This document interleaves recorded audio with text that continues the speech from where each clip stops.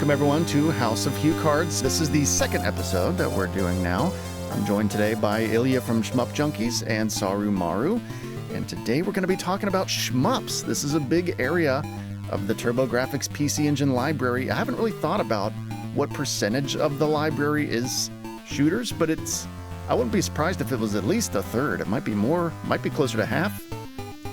I don't know, but it's sizable. And in terms of popularity, it's maybe the most popular genre in that library. I mean, this is what this platform's known for. Whether you're talking about the Turbo, the PC Engine, the CD, or the HuCards, this is what this is what a lot of people are brought into the library for, and it's what a lot of people stay for. But first, before we get into any of that, I do want to see just how everybody's doing, what you all have been playing, what you've been up to. Let's start with you, Saru. How are you? Are you closing in on finishing Ys 10? What are you playing? What are you up to? I'm good. I actually just finished Ys 10. And then realized that there was a whole other hidden boss that I had to go and fight. So I streamed all of Ys 10, which was kind of hard because the game is very, very dialogue heavy. So I was trying to read all of the dialogue while streaming. So it was kind of a process. Let's just say that it took me something like 70 hours to complete, but good game. I really liked it. It was awesome. That actually might be on the low end for a JRPG these days. Yeah. Well, I mean, if you complete everything, because I got to a point to where I was already streaming for 13 hours on the last stream. So I was just kind of like, you know what? I'm just going to head straight for the finish line. And so I did, and I did that on stream. And then I realized that I had maybe 10 more hours I could do offline. So I went ahead and did that. So total, I think it was maybe closer to 80 hours, which for an Ys game is kind of long because I'm used to old Ys games where you can, complete them. Like Ys 1 and 2, you can pretty much complete in 20 hours maybe on your first run. And if you really know what you're doing, you can complete it in even less time than that. So to go from the old style of Ys games to how long and wordy the new one is, it's quite a jump. I want to say I beat Ys 8 in maybe 30 or 40. I don't know if I might be off on that, but I want to say that was pretty short. That was shorter than I was expecting. Oh, really? 30 or 40 hours.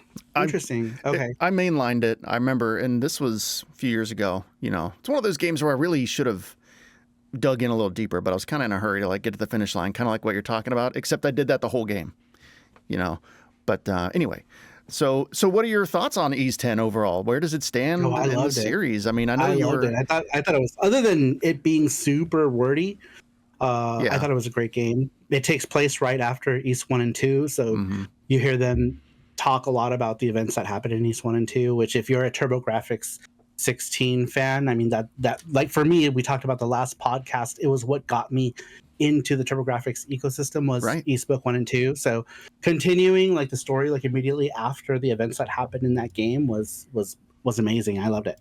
Yeah. Loved it. I haven't picked 9 back up yet, but it's still fresh enough on my mind. I'm going to get in there and finish it, and then I can start 10. Although I know it's not chronologically leading into 10, but right. Yeah. 9, I think, is the last game right now as it is. It's the last game chronologically. I didn't get into 9. I know someday I'm going to have to go back and play through it, but I only played maybe 4 or 5 hours, which really isn't enough to gauge, I guess. But those first 4 or 5 hours were kind of uninteresting. So hopefully I'll go back and be like, oh, I just needed to play longer or something. But the atmosphere feels different. It's a little bit of a slow start. I mean, once you get the abilities, the different abilities, and you start traversing in the dungeons a little bit more and finding things, and I think it gets better. It's perhaps a little bit of a slow start in that way. Yeah, I would say really probably more like 10 hours is what you need before you can really make a real judgment on it. I feel like I'm just making snap judgments on it right now. Perhaps. I'll give it its chance in due time. Coming from your perspective, I could see how it might not jive with you as well, because it's one of the more different ones. It's one of the more, streamlined in terms of the gameplay, and perhaps a little more on the shallow side in terms of the gameplay. And it's also very wordy, like you were saying about 10. There's a lot of reading. Yeah. And I think that's the future of East in general. I think they're all going to be pretty wordy yeah. here on out. And, you know, the more voice acting they can get in there, the better. Like, the more I can put up with that. It's just the reading. Yeah. I don't mind all the dialogue and all the interactions. I need more of it to be voiced. You know, I don't mind a little bit of reading, but something about, like, I'll realize after 45 minutes, I'm like, I've been reading for 45 minutes. You're like, this is pretty much a novel at this point. Yeah, it's a novel on the screen, and that's okay if you're into that, but I want to play a video game, for God's sake, you know, so I don't know. I get to that point at some point sometimes when I catch myself reading for more than half an hour, I'll start to, like, question my life a little bit. I'm like, should I be doing this? Should I just put in Contra, or should I just do something a little more, something that caters to my ADHD a little bit better, perhaps? Yeah, sometimes you just want to get right in there and kill something. You know what I mean? Or just do why we're something. talking about shmups. Yeah. That's exactly. Get in and just start killing stuff. So is that kind of what you've been focusing on, Ease 10? Have you been playing anything else?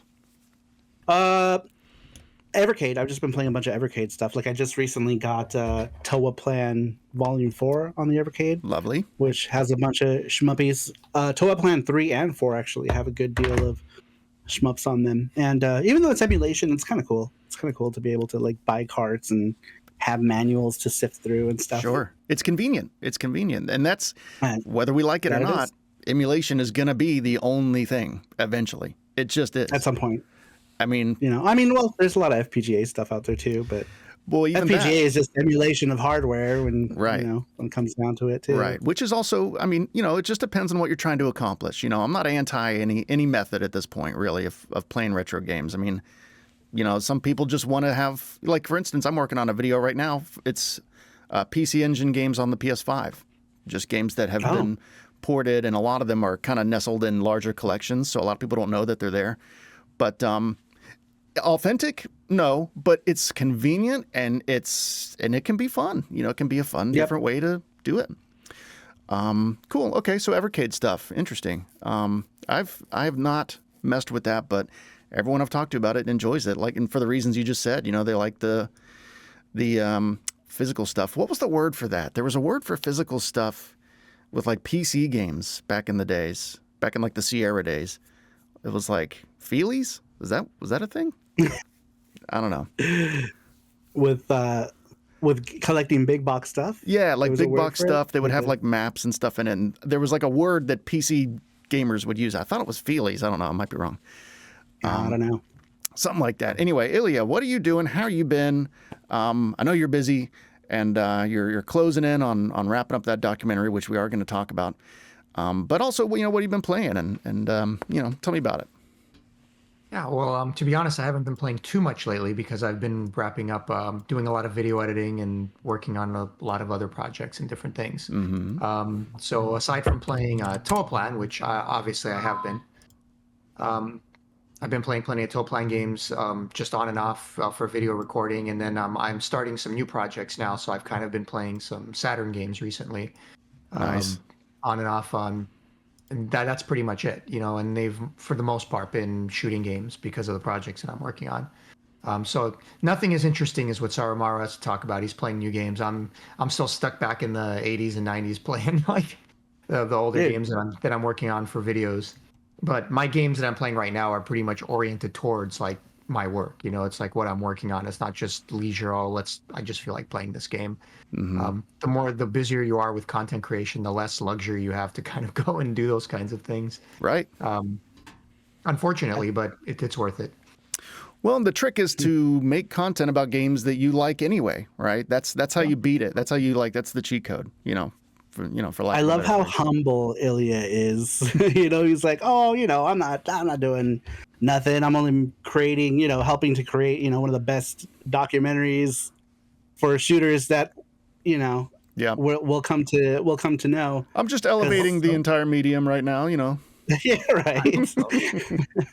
Yeah, it's an important project. So yeah, I'm kind of focusing on that and, you know, etching, you know, my own personal wants of what I feel like playing. Yeah, there's a lot of new shmups have come out recently, indie games that I've been waiting to play. I just haven't had the time yet. So they're on the backlog, but I'll get to them. Mm-hmm. I'll get to them soon because, as I said, I'm wrapping up the documentary. We're kind of near the finish line. So I've already shifted focus in some ways, and, you know, I've gone back to other, you know, content creation. in addition to just being focused on the documentary. So Right. it's coming back around. So you are going to get back into sort of a regular rhythm with the channel, then, you think? That was the plan. I've already posted in my community, maybe not long after our last podcast, maybe about a week ago, just letting people know that the documentary is wrapping up. So now I'm looking at potentially, starting the channel back up again and creating content again.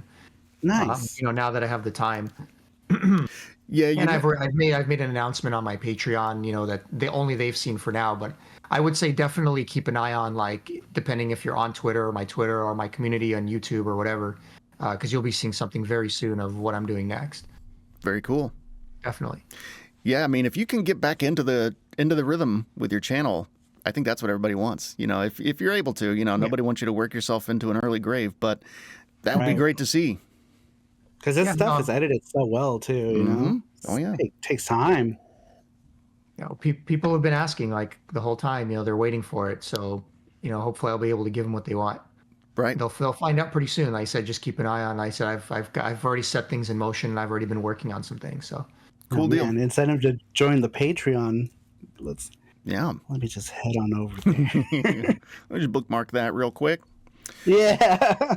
They already got, like, to a early, like, sneak peek kind of trailer video of what I'm working on next, if they're, like, paid members or whatever. I don't have a huge Patreon. I never really pushed it. I think just people eventually ask and they find out about it and then they go there and they sign up. I wish I did more with it. Like I said, I've been so busy that I admit I'm not a very good Patreon member or Patreon, page. Like most people will, they'll interact more, they'll chat, they'll post, and I do my best, but I'm just so busy I don't spend enough time on it, unfortunately. So I'm going to endeavor, when I start making content again, to do better with that. Find ways or time to make that more valuable for the people that are on there. Yeah, it's a whole thing, because, like, that's what a lot of creators do. I feel a lot of people make a Patreon and they just kind of forget about it. And it's like, and it just kind of becomes for people who want to throw a few bucks or whatever and don't really want to use the Google, method to do it. And that's okay. Really what it is. I mean, there's people on there, and I don't do that much there, and yet they're still there. And it's like, that they're there because they're not there because of what you can give them. It's because they just appreciate your content, and that's how they choose to contribute to it. Right. So, I appreciate them. I definitely do. And said I will definitely do better with it the second go round. Cool. Well, since we're already kind of dancing around it, let's just, I'll go back to the sort of like shmup introduction segment, and let's just go into your documentary. Let's just talk about it. So, I have a few sort of boilerplate questions here that we can get into, but really I just kind of want to hear you just kind of opine about it and just, talk to me about what this documentary is, what inspires you to pursue it, and, where you're at with it. Yeah. So originally it was the brainchild of Joseph Pierce, who is the director. He is the ultimate Toaplan fan. I mean, he's probably an only Toaplan fan. He loves them to no end. He has owned all their PCBs. He plays them. He practically only plays their games more compared to everything else. Mm-hmm. And he knows them very well. He lives in Japan. He at some point went to a concert with Tatsuya Omura, who has a band called U-Brand. And they're always playing different music, a lot of Toaplan songs that they do, and they met that way. So eventually he just met him. They became friends. They started going out and doing different things, and he through him met others, and they just had different discussions. And at some point, I'm not sure how it exactly came to be, but he decided that they were willing to let him do a documentary, about the company and about them.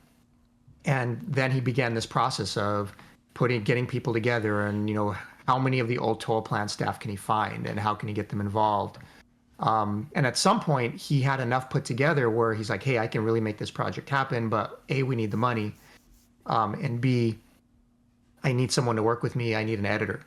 And so that's when he reached out, because he knew me and my channel, and I responded, and we chatted and we talked and we hit it off, and that's how I got involved in the project. Is he needed someone to come in and be able to make this project happen on a technical level, as far as the editing and the sound and everything else.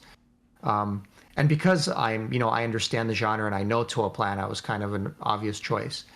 Because not only is he's not just bringing in like a video editor, but he's bringing in someone that understands the subject matter. So I can almost kind of co-direct. So he wanted me to help write the script, help kind of co-direct everything, put everything together. So it's almost like a mutual project as far as the final product is concerned. Yeah. I mean, I literally can't think of a better pick for that role than you, honestly.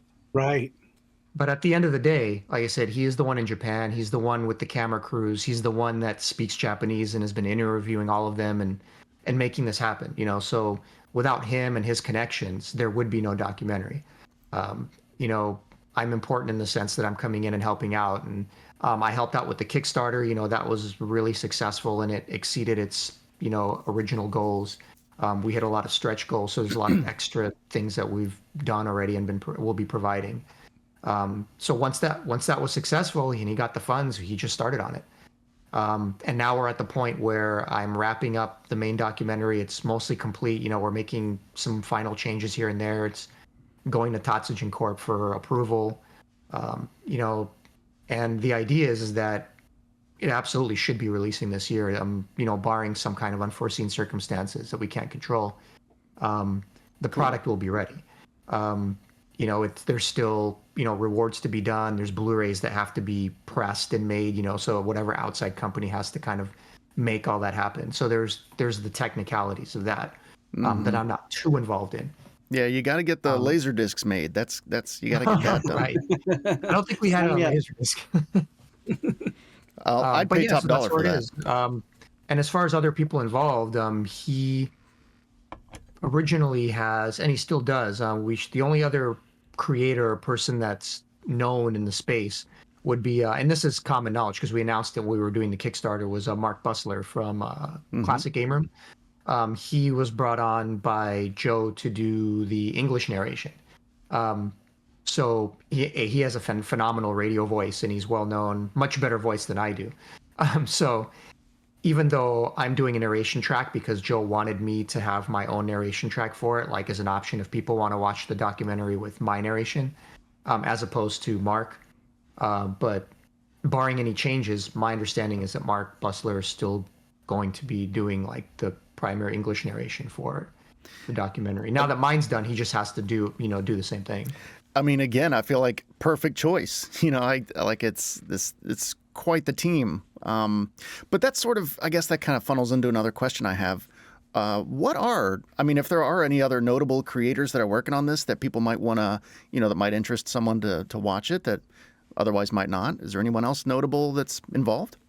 As far as I know, that's it. Okay. We don't have anybody else working on it. I mean, he did the majority of the legwork. I'm doing all of the editing.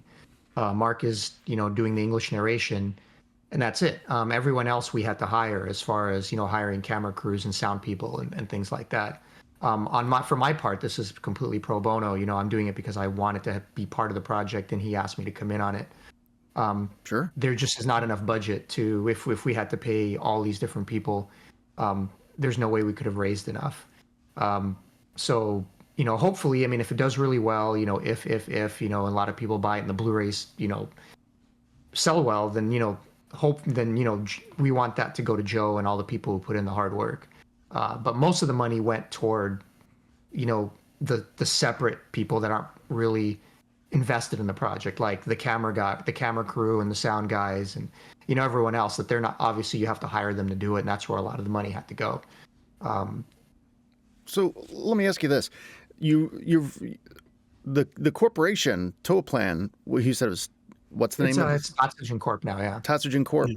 They're, what is their role in this? You said you sent them sort of a rough draft for approval. Are they helping finance this, or what are they doing? No, because this is an independent project. So this is not their project. This is Joe's project. So this is Joe Pierce, his Kickstarter. It's just being done with their approval. Because it's obviously about them. So, you're not going to make a documentary about them without, their approval and without their participation. So this is something that he wanted to do and he wanted to help them with and put together this history for them. Okay. And they're definitely helpful, extremely helpful, as far as, they help track down a lot of previous employees, and they've provided a lot of documents and a lot of drawings and artwork There you go, yeah. and information to him. Basically they've come forth, to be interviewed. Because Tatsujin Corp is run by Masahiro Yuge, who was one of the two primary members of Toaplan. Him and Tatsuya Mura are who everybody knows when they think of Toaplan. So he's, he was the head of the company. And so, once they got involved, they were able to go out and help him, track down some of the old employees and everyone else that they possibly could to get involved. And not only that, but other people they know in the industry. So, for example, a lot of people are being interviewed, like, if you know these names, or you don't stop me, but like Manabu Namiki is involved, who's like the composer for Manabu Namiki is like a legendary composer. In the industry for Cave, and we interviewed Tsuneki Ikeda. He's part of the documentary, who is like the father of Bullet Hell and Dodonpachi. Yuichi Toyama, who worked at Compile, made a lot of the early Compile games and then worked for Rising. You have like Go Sato, who worked for Seibu Kaihatsu, and other people who worked for Seibu Kaihatsu, like who developed the Raiden series. People like that. So there's huge names in the industry that they were able to reach out to and bring in, that are also in the documentary, that were interviewed, and they talk about their love for Toaplan and its influence on them and, their future games and things like that. So without Tatsujin Corp, it wouldn't be the documentary it is. Yeah, but it's not their documentary, they're not financing it. This is definitely Joe's project, his Kickstarter, something that he was doing for them. Okay. Yeah, that's an interesting balance, because it's crowdfunded, but at the same time, the documentary's working with the people that are the subject of it. So you can, like you said, you get access to a lot of different people and documents and make sure your information is airtight and everything. So that's a nice balance. So that way there's kind of a third party too. It's not like a company making a documentary about themselves, that they're financing. To be fair, we're not going to talk about or show things that they don't want known or talked about or shown. But at the same time, Joe has creative freedom beyond that point, to make the documentary that he wants. They're just going to go through it and make sure there aren't certain things being shown or said that they maybe want or don't want, to be, public knowledge, etc. Sure. And just for the sake of accuracy, too. Toaplan was a very wild company, as you've probably heard if you've read interviews about them and the things that they've done or didn't do. So some things they're, okay, talking about, and some things are kind of like, we're going to talk about that. Okay. Right. So from that perspective, but other than that, the most important thing about the documentary is just that because Toaplan was such a kind of secretive company and there's so much that's not known about them, when this documentary comes out, it's going to practically rewrite their history online, because part of the reason Joe wanted to do this interview is because a lot of what's out there is wrong, and a lot of what's out there isn't complete. There's a lot of people involved that were never mentioned, so people are going to get to see who was really involved in a lot of the games, people that they never heard of that were involved in a lot of the games, misinformation that gets corrected, things like that. So it's interesting from that perspective too. Yeah, I would say so, because like you said, once you really take a deep dive like this, this is going to be the first sort of thing that has done this, at least to this degree, about this company. So, the opportunity to not just expand on what people know, but like you say, to kind of rewrite the history of it is definitely there. Yeah, and I'm hoping it does well, because I'm positive that other people from other similar companies may potentially approach Joe, if it does well enough after the fact, saying, hey, this documentary came out really good, if you're interested, we'd love you to put something together for us, and because these are Japanese companies mostly, it really requires someone with a complete understanding of the language and that can, do something like this and has the connections. I couldn't have done this. I don't even speak Japanese, although I wish I did. Yeah, Saru knows pretty good, right? You're pretty good with Japanese. Yeah. You can actually go to Japan and, and hold your own pretty well. I get by. Yeah. I have a friend who just went to Japan, and he actually picked up quite a bit. He didn't know much at all when he showed up, and he came back, and, he's competent now. So it's kind of interesting how you can just kind of pick it up. It's easier with immersion, when you're talking to people, it's easier to pick up. Yeah, I guess just a lot of subtle things. Yeah.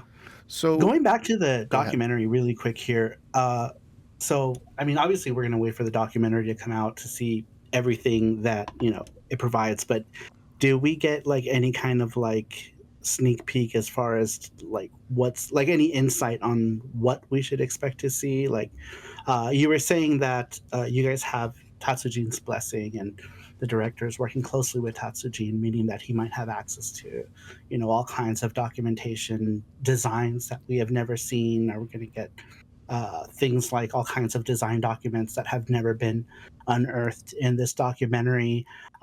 Maybe some sort of offshoot as to where a lot of these people are at now, because I know Toaplan, uh, Masahiro Yuga is like the only name that I know, and I know that this documentary is good because it's going to go into like all the different aspects of the people that worked in Toaplan. Are we going to get like some sort of section that kind of tells us where everybody went? You know, because there's like, what is it, like aiding and rising and all the different companies that different employees went to. And then to that effect, do if this goes well, like you were saying, could we possibly see like documentaries in the future about those companies like Rising and Cave and such? I think if it does really well, you'll most likely see a part two, because the original intention of this documentary was to go up to 1990. So it's going to stop right around Oh, zeroing Fire Shark, because otherwise it would be 4 or 5 hours long. It would just be insane. It would just be too long. There's too much information. But that being said, that doesn't mean that it doesn't go into everything else. So even though it focuses on those early years and how that started out, um, as it progresses and as it ends, it absolutely, you know, a lot of it is because people who are being interviewed in it also talk about it and, you know, what they did next and how it affected things. And also at the very end of the documentary, it is going to address, you know, where some of these people went and what started. But it's not going to go into super depth. It's almost setting it up in a way for a part two, just because there's only so much time for a certain amount of content. But the most valuable thing in this documentary, because with a lot of these old companies, it's very difficult to get old documents. You know, they didn't keep a lot of this stuff, especially with Toaplan because they went right. bankrupt. So because they went bankrupt, you don't have, you know, so yes, we were able to dig up, you know, some really cool old designs and artwork for very specific games, but not as much as we would love to because it's just gone.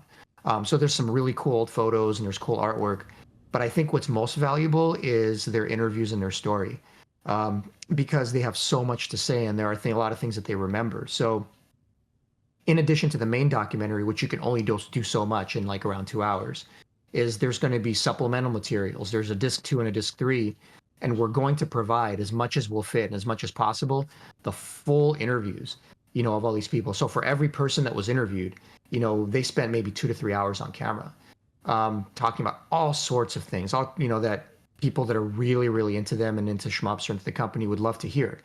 And we can only really fit in, you know, several minutes per person, except for maybe the main players in the documentary talking about this, talking about that as they move from game to game. So with the supplemental materials, you'll get to hear a lot of these staff just talk about all these different things and answer all these different questions, you know, very technical things too about soundboards and what the sound was like and how they program this. You know, technical things and then broad things, things about the culture in the company and the parties, you know, and the crazy stuff that they did. They had group interviews where they got 4 or 5 of them all together at like a bar or at a table, and they would just talk about all these different things. So, you know, you've got that too. So I think people who are really, really looking to get as much info as possible, they'll enjoy the documentary because it's the most watchable. But then they're going to go to the disc 2 and they're going to go to the disc 3, and they're just going to eat it up. They're going to watch, you know, this person, you know, talk for hours because these are huge people. I mean, Manabu Namiki is huge in the industry. You know, to listen to him talk for 2 to 3 hours about, you know, everything about his games and Toaplan and what he loved about him most and all these little specifics and details, it's fascinating. You know, and you don't get that in the main documentary, but there's just so much in the interviews that I think that's going to be really valuable. Oh yeah. And if someone goes and just transcripts all that stuff and everything that everyone said, gosh, there'd be an enormous amount of like new material about Toaplan to just, you know, post and have available from that perspective anyway. So yeah, there's a lot of information. There's a lot of material. You know, you've got Tatsuya Mura talking about, you know, why he thought, you know, shoot 'em ups eventually disappeared and were superseded and lost their popularity. What he attributes that to compared to what others do. Things like that. It's very, very interesting. And then again, people that worked at Toaplan that were intimately involved in a lot of the games that never got credit for it, that just don't, because people don't know about them. They're not mentioned online. So this is really going to bring a lot of that to light too. That's really so it's cool. It's cool from that perspective. Yeah, that brings a lot of value to it, because that was something I was thinking was, it's amazing how much of this, when you're making a documentary like this, it's, I've seen what can end up on the cutting room floor with stuff like this, and it's a lot of stuff that can be valuable, just maybe not as part of the main thing. So I'm glad to see that you guys are putting a lot of effort into disc 2, disc 3, having more stuff if you really want to dig, which I imagine most people that are going to watch this are probably going to want to go all the way to the bottom, sure. So that's cool. And let me ask you, this might sound like kind of a generic question, but I'm genuinely curious, as an editor and sort of a co-director and probably, sort of a consultant in at least some capacity, what has been the most rewarding part of this for you? I know editing comes very naturally to you, the information, you have a lot of that already. So what role that you've played in this has been, I guess, for lack of a better phrase, your favorite? What have you enjoyed the most about it? I think the most rewarding thing to me, probably for sure, I don't really think about it, is getting early access to most of this stuff and getting to see and learn things that nobody else has gotten to yet. And honestly, see and learn things that nobody ever will. I said not everything that Toaplan wants known will ever be known, and some of the things they're going to take with them for whatever reason. And so I'm very lucky that I'm getting direct interaction with Joe and some of these other people, and being privy to this kind of information. I think it's extremely cool. But not so much that it's not what they will talk about and won't talk about. It's more about seeing the interviews early. So just watching the full interview of Tsuneki Ikeda and listening to him to talk about all of these different things. And, it's kind of like a privilege, because you have all of these different, people in the industry or developers and artists that you've looked up to, all these years you've played their games, they're just kind of this image in your mind.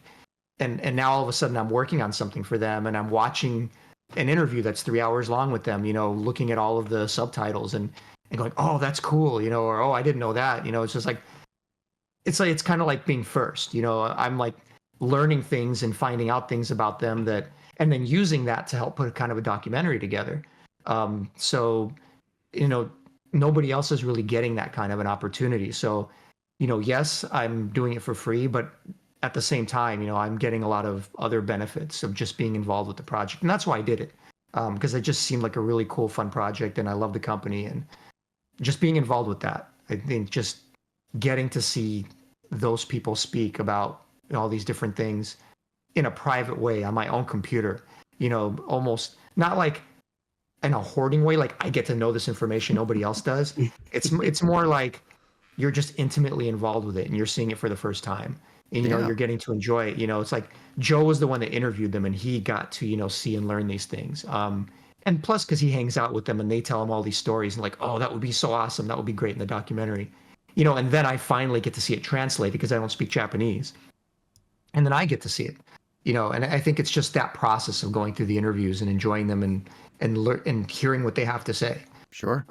Has been the coolest part of it for me personally. Yeah. I mean, again, you may be doing it for free monetarily speaking, but I mean, this is a hell of a resume builder, and not that you necessarily need to add to your resume, but to have something like this under your belt means anytime something else like this comes along, I would say, you're going to have a pretty good shot at maybe being considered for another sort of role like this, if you wanted to be.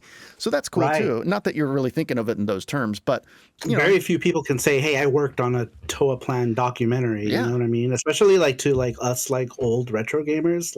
I feel like that's such a big thing. Yeah. So, and it's a unique experience. It's a unique, role. And again, I feel like you're the perfect choice for it. So I'm glad that you're in that seat. I can't imagine really trusting this to anyone. I mean, I'm sure there's other people that could handle it well, Sure. but I think you're the perfect choice for this. I'm glad you're in the seat you're in.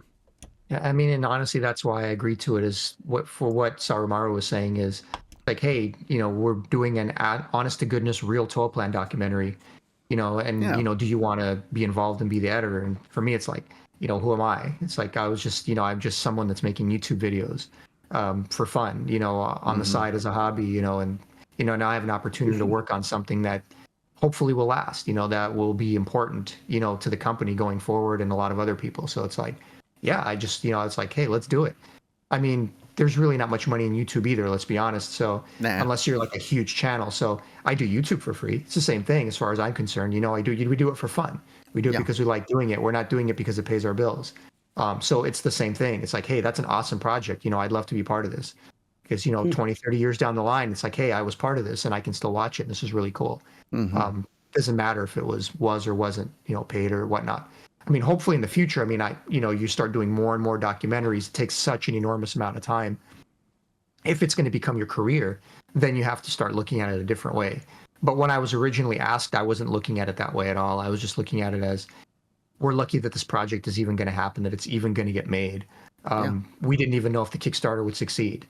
But I felt that I could use like my whatever limited influence I have, with my channel and my Twitter and everything else to get the word out. So that was a big part of it is, I tried to help get the documentary launched by getting it in front of people to let more and more people know about it, and make multiple videos about it. So it just helped get visibility to the project. And I think it helped reach its goal. Yeah. So from that perspective, it was important too. There's a community there. I mean, Shmup, fellow Huge. Shmup junkies, as they are. There's enough of us out there that you could, you're not going to be a millionaire off, from launching something into this community probably, but you can make successful products. I mean, there's several independent games that have come out in the past decade or so, and a lot of efforts. And I mean, if you're out there on Reddit and in these Facebook groups and some of these old forums that are still kind of floating around, I mean, there's a community there and it's sizable. And if you can get everybody to know this thing exists, you got a good shot at it being successful, I would say. Yeah, like this could open the doors to be like consultant, right? Like to get consultant work. Sure. Like say if I was making like a modern day shmup, like I would 100% want someone like Ilya overseeing that project, just because I feel like he's played 80 bajillion different shmups and knows how they all work. He would be the kind of guy who would be like, okay, this needs to be changed, or enemy patterns suck, or whatever. That this documentary could bring upon all sorts of maybe consultant work too. Who knows? Like I said, I'm just hoping that the documentary does well. I'm just hoping that enough people can find out about it and we can get the word out there. Because a lot of people missed out. Like I said, a lot of people didn't even know about the Kickstarter, even though we worked our butt off to make sure everybody knew about it. We tried to post it everywhere. And still, we got tons of people afterwards. Oh my God, I didn't know about it. It's too late. How do I get in? How do I get in? Like, there's a lot of people that just kind of came in too late. And they can still buy it when it's out because it's not just for Kickstarter people, but they just missed the initial campaign and the rewards and stuff like that. Sure. But yes, no matter how hard you try, there's just tons of people out there that you can't reach. Yeah, unfortunately. But I think there's a big enough pool that I mean, really, another bonus of having you involved is you do have a relatively engaged audience on YouTube that are all going to be interested in it. Every single one of them are going to be interested to some extent. So that's a nice bonus to having you involved as well. And, I know you're not going to spam up your feeds or anything with it, but, like the community post you made last week or whatever it was, like that's perfect. That's a perfect way to get some more eyeballs and attach this project to people who are genuinely going to be interested in it. And it's not like, a fitness influencer like hawking, some supplement or something to all their followers just to, to cash in on it. You're connecting people who are going to want to see this with a product that, they're genuinely going to want to watch. So, it's perfect. It works out. And nobody's being, exploited in any way. It's a good match.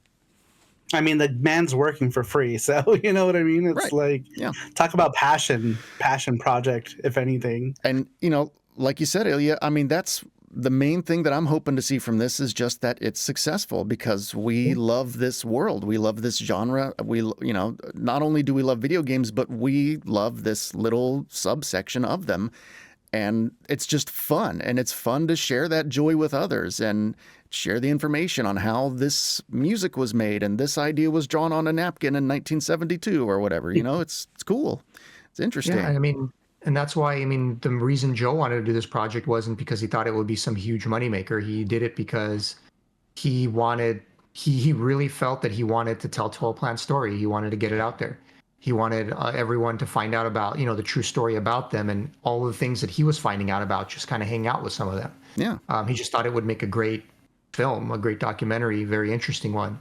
And he wanted to be the one to help kind of bring it out there. So he was doing it for, you know, for as a passion as well. Well, let me ask you, we touched on this a little bit earlier, but maybe you can expand on it a little bit. What are some other, you know, potential for other documentaries of this scope, you know, some other areas that you could maybe aim this at? Like, you know, to me, Namco comes to mind, you know, or some other companies that maybe a little smaller companies that, you know, more Toaplans, you know, that are more focused like Toaplan. But, you know, what are some other areas that you'd like to aim this sort of thing at? Like, Compile was, yeah, that'd be perfect. Or I think the real challenge is there being a company that that the people are still around, where you can find enough of the old employees, enough of the people that are willing to come on camera and interview, and that want to be part of it. You know, the benefit is the Tatsugen Corp still exists, so you still have, you know, one of the principals very involved, wanting to continue with the project. I mean, they're releasing more games. They've got Tatsugen Extreme coming out this year later. You know, so it's kind of like, you know, it's made for it, you know, whereas if you want to do, like, as an example, Compile, well, you have to be able to get enough of the previous staff, at least a few of them, to be willing to interview and to want to come forward.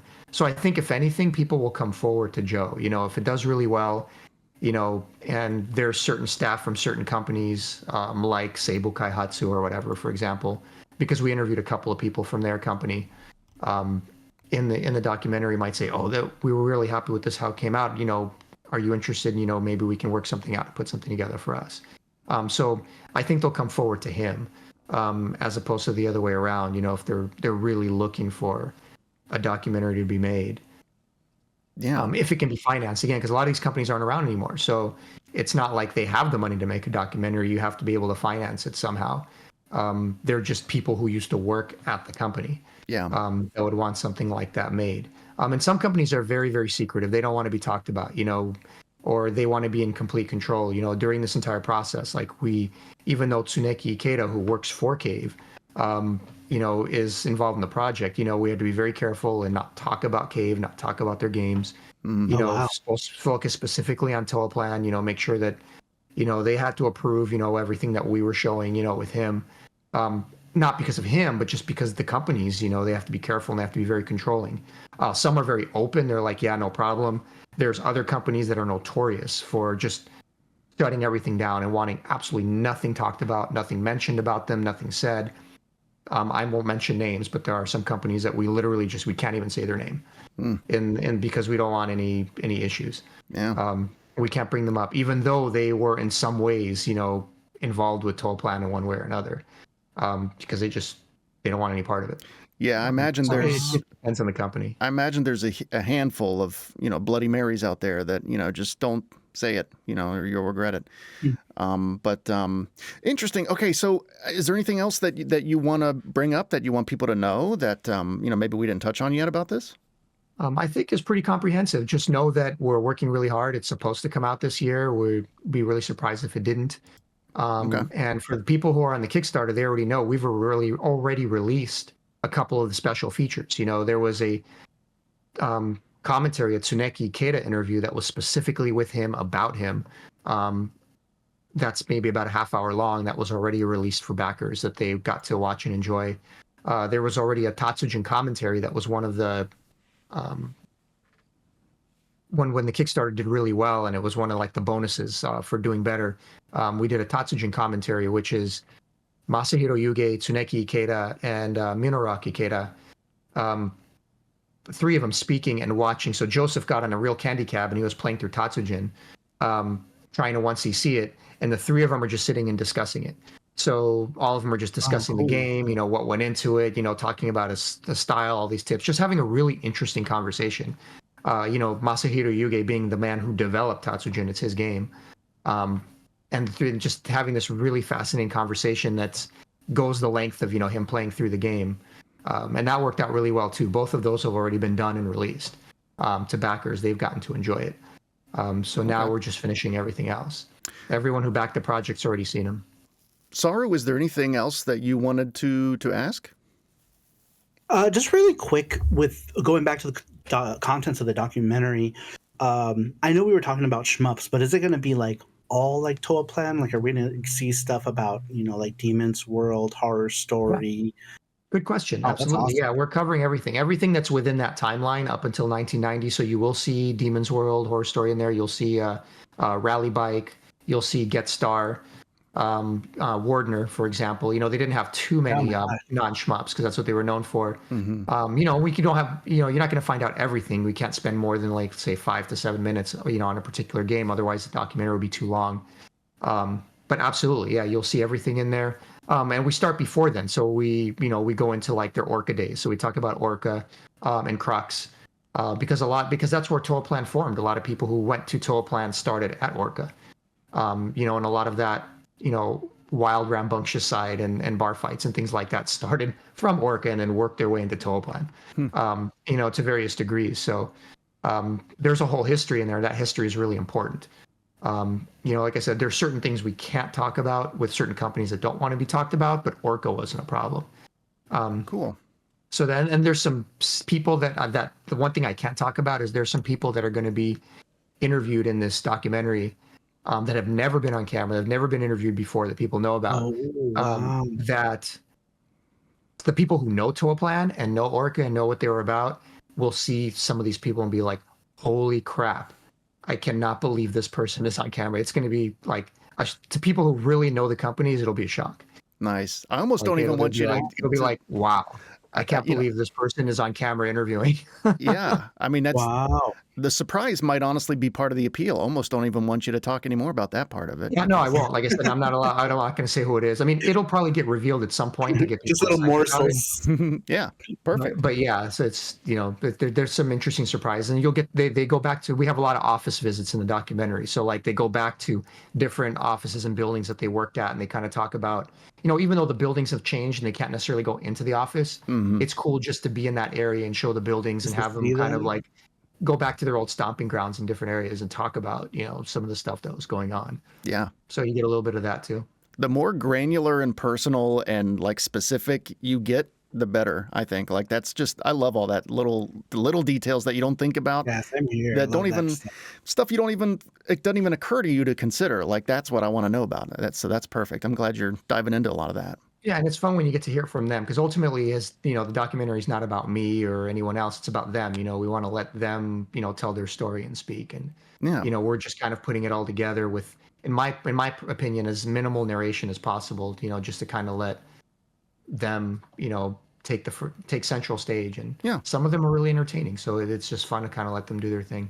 That's sort of a modern way that documentaries are going now. And I like that better, where it's good to have a narrator to sort of tie different things together. But for the most part, let the people being interviewed, you know, let them guide the ship to some extent.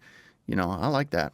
Yeah. I mean, if people want a history of Toaplan shooters, they can just go to my YouTube and watch every Toaplan shooter reviewed. You know, it'll be every single game. It'll be, you know, every little detail about the game, you know, all the mechanics, you know, but that's not what the documentary is about. If people already know the games, they know what the mechanics are. They've been playing them for 30 years. Right. You know, we want the documentary to show things that people don't know or that they may not, you know, be completely, you know, in the loop about, like more interesting new personal information and things about the games, you know, not going into the nitty-gritty of what each game is about because, you know, that's what is known. Right. You know, that's what's already out there. You know, so Toaplan was kind of like a progenitor for a lot of things, you know, like you had Rising kind of, you know, get assisted in one way, you know, for them to help them. And then a lot of people from Toaplan obviously went on to Cave and, you know, they found a lot of the co-founders of Cave started at Toaplan.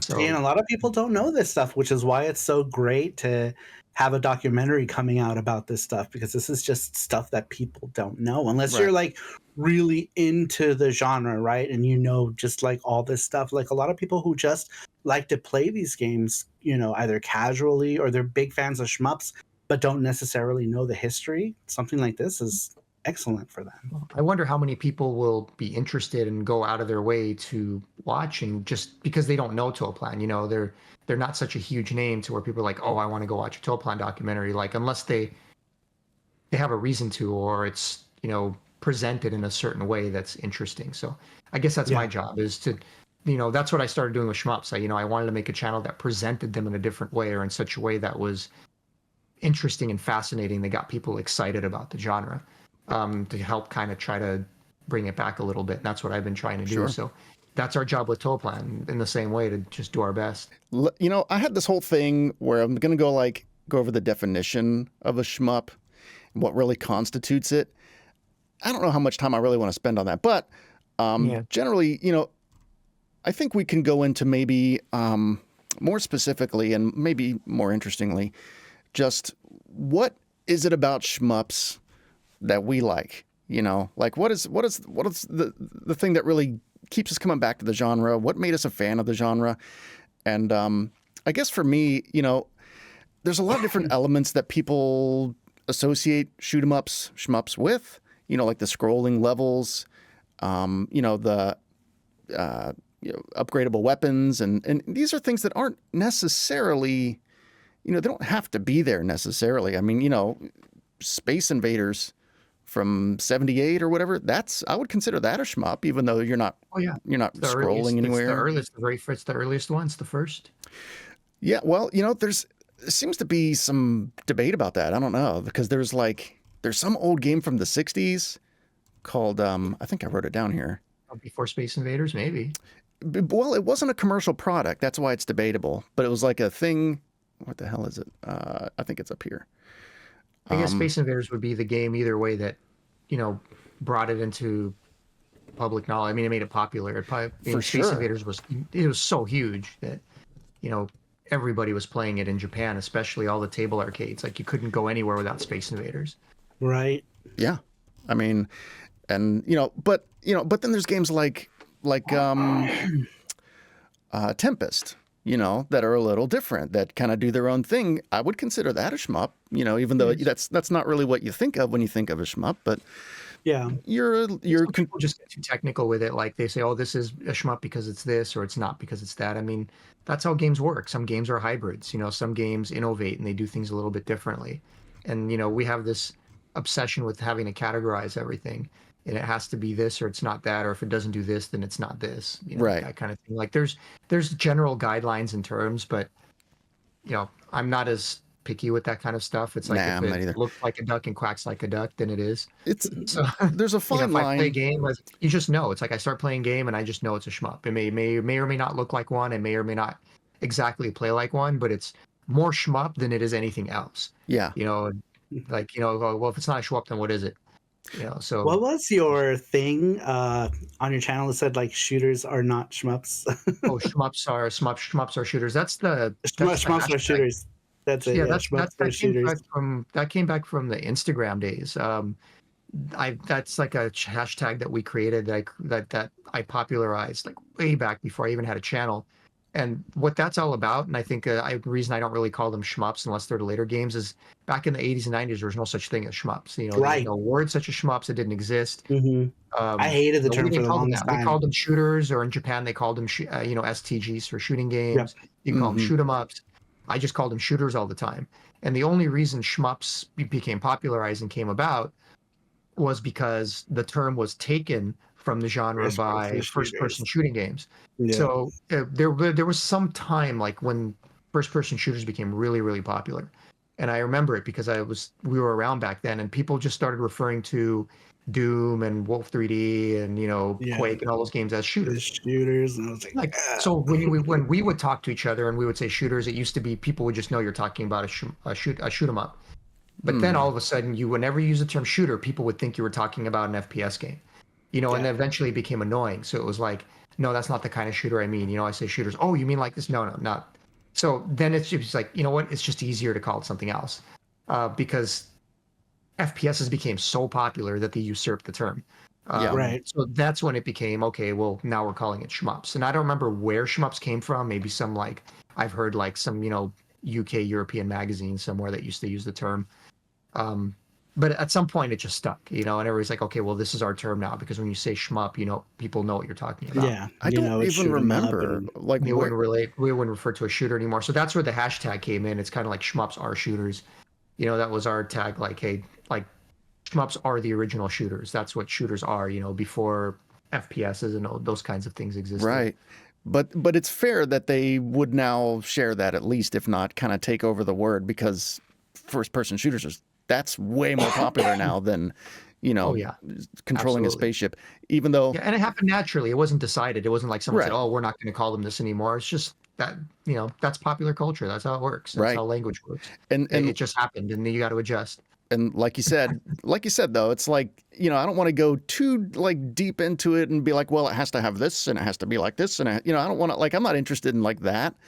But there's fun in sort of like debating like where the line is, because, you know, I wouldn't really call like a game like Contra, I wouldn't really call that a shmup, although you could argue it might be on that spectrum somewhere, but I wouldn't call it that that. a run and gun. So You're running gun. Sure, yeah, different. sure.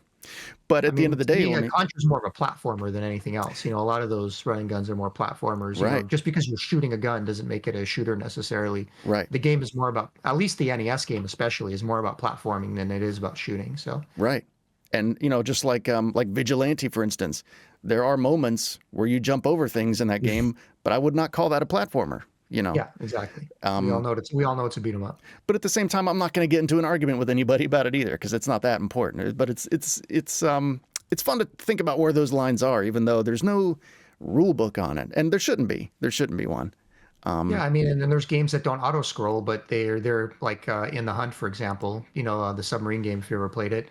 And you move you're moving back and forth. You know, you control the scrolling, but that game is still more of a shooting game than it is anything else. You know, I don't know Yeah. what else it would be called. What else you would call it exactly? Mhm. So it has enough shooting elements, even though it doesn't auto scroll, where it may not be traditional, but I still consider it a shooting game. Yeah, sure. Yeah, I feel like it's definitely a shooting game. So I mean, you could call it like Underwater Metal Slug, but not really, because Metal Slug is an action game, but it is also a platformer. It's like the very Yeah. definition of a run and So- gun, mhm, and that plays very, very differently than In the Hunt. So sure. So let's But it's basically Underwater Metal Slug too, though. yeah, basically, yeah. And I wouldn't mind that. You know, I don't take issue with that. So let's talk about, so we're not dancing around it anymore. Let's talk about what our favorite shmups are for the TurboGrafx and PC Engine specifically. And like we talked about in the last one, just our favorite games. You know, this open, you know, I feel like CD, HuCard, Japanese, Western, it doesn't matter. You know, across the whole thing, if you had to pick 2 or 3, I like the idea of 3 because it's just psychologically satisfying to me. But, you know, if by all means, if you need to have 4, or if, you know, if it has to be 2 or whatever, that's fine. But, you know, my thinking is, I guess I can just go ahead and give you mine. I have, I put them out here to kind of make sure, because if you ask me at any moment, I could change, you know, I could change these at any moment. You know, when we did our top 3 on the last episode, right after we were done recording, I was like, how did I not say Bloody Wolf? You know, or like, you know, there were several that, because you can switch them out at any moment because there's so many good ones. But at this moment, my top 3 shmups on this platform are Soldier Blade, of course. And I actually didn't bring it over here, but Lords of Thunder, I think would have to be, and Air Zonk. So those are my 3. And it's weird that I picked those 3 because generally I'm an overhead guy. I like the vertical scrolling shmups.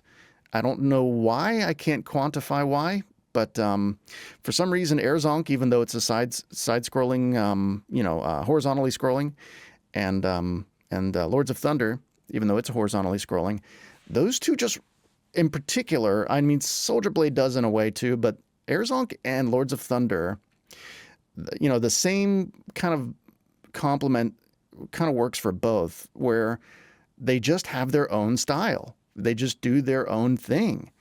And yeah, there's other games out there that are similar, but you know, like the soundtrack of Lords of Thunder, you know, the metal, the real guitar, drums and bass, and you know, keyboard and everything, and just that sort of quasi medieval, quasi fantasy sort of look. There's other games that have that, but the way Lords of Thunder applies it, in conjunction with the music, in conjunction with the gameplay, where you can pick different levels and you can play the levels in whatever order you want. You can mix and match those levels with the different ships. You know, Airzonk doesn't quite have the much flexibility, but it's similar in that you have those different companions that you can pick with Airzonk, you know, that can sort of change how the level unfolds, and certainly how the boss battles unfold, because it's usually by the end of the level when you get those. So those two always stand out to me. What's that? I was gonna say, before we move on, Yeah, because it's hard for me to just pick three. Like, could we separate it to what your favorite cmups are on the console, and then I do want to have a feel cmup segment like as well. Airzonk kind of falls in that cmup section. Sure. Right? Yeah. Yeah, I would argue. Yeah, you're probably right. Yeah. So if I were to take Airzonk out and save it for like a cmup discussion, I would probably replace it with I don't know, maybe Cybercore. Cybercore. Oh wow. It's a simple one. It's a simple one, but it's cool. The level variety isn't It's amazing, cool. but the music is just so good. The bugs. I've always liked bugs and insects and stuff just as an aesthetic, and that's just cool to me because a lot of them are adjacent to real bugs. Like you can see what they're sort of aiming at with some of the enemy designs. And your video on that is really cool, by the way. I love that video you did on it. That's Thank really you. Good. And it's actually what got me looking more into that game, because I was really? This game actually has some substance, but yeah. It really does, yeah. But at the same time, it is a little bit on the simpler side, and I think that's okay, because it's just so well executed. You know, innovation isn't really necessary most of the time, I would argue, and it's really about execution and style. You know, if you have your own style and you execute well, you can have your game can be all things that have been done before. You know, like look at some of the best games of all time, like God of War, you know, on PlayStation 2. Like there's nothing about that game that's unique almost at all. But it's one of the best action games of all time. Yeah, it's how they executed it. Yeah. So, and that's what I look for, I think, when I look for a good shmup. I don't necessarily look for innovation. I look for style, and I look for just tight gameplay and execution, and you know, I look for other more specific things like good music, and you know, I like a difficulty incline that doesn't beat me over the head at any one moment, you know, as smooth as possible. I don't mind if it's really hard by the end, but when it just goes up 90 degrees, sometimes that can kind of rub me the wrong way, and a lot of them do that unfortunately, but I kind of power through it. So anyway, those are my favorites. You know, there's other ones, of course, that are always in the periphery, like, you know, Sylphia we mentioned earlier. I really like that one. Eldis, I guess that'd be more of a cmup, but I really like that one. Yeah, it's definitely cmup. Yeah, and Koryun, another cmup, but I love that one. As much as that overwhelms my brain. My favorite, or the one that's like super underrated and not really mentioned very often, that's considered a cmup, is Hana Takadaka. Oh yeah! Oh wow! That one. That's a really good game. Yeah, really I don't think It's about hard. that one. It's kind of hard for a cmup. Yeah, and it's really well done. Like when the graphics are great, you know, it's just it's a well put together game. It's one of the better shmups on the system, and it doesn't get a lot of like attention or credit just because it's so weird. I guess it is weird. It's weird in a lot of ways, but it's a really good game if you can get on with it and figure out how it plays. Like it's excellent. Yeah. Well, Yeah, PC Engine has plenty of weird. Right. So, you know, I guess, Ilya, what are you thinking in terms of your favorite ones? You know, why don't you go ahead and just dig into what you would say your favorite ones are?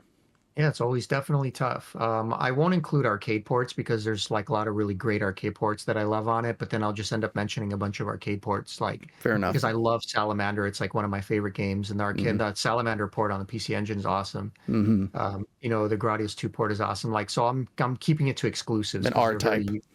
Because they're unique to the system. So when it comes to exclusives, one that because I can easily mention like the ones you've mentioned before. Soldier Blade is one of my favorites. It's such an awesome game. It's hard for anyone not to mention Soldier Blade. It's one of their favorite on the system. Lords of Thunder because it's so unique. Like you said, there's just nothing else like it when it came out. It's just, Gate of Thunder is an awesome game. If anything, Gate of Thunder technically a better shmup than Lords of Thunder is. Probably, but it doesn't I have love that. Gate of Thunder. It doesn't have that uniqueness factor. There's just something about Lords of Thunder that's just weird and different and cool, and like the art design and the music and everything else. So that's why I can see why a lot of people would mention that one too. In the last podcast, I mentioned Blazing Lasers, not because it's the best game, but simply because it was one of my favorite. It's just because it's a nostalgic favorite. So I played that one a lot. Oh, yeah. But I think one that a lot of people know, that obviously anyone who's a fan of PC Engine will know it, but doesn't get mentioned a lot. It's one of my favorite is Nexer. Okay. I love Nexer. That's a really, really good game. And I like going back to it and playing it, more often than a lot of the other ones. So I try to think back, like, which games do I go back and play often? I'll go back and play Soldier Blade and Lords of Thunder anytime, and a lot of others. But Nexer is one of those. Music is so good in the beginning. That first track, and then they replay it later. It's so good.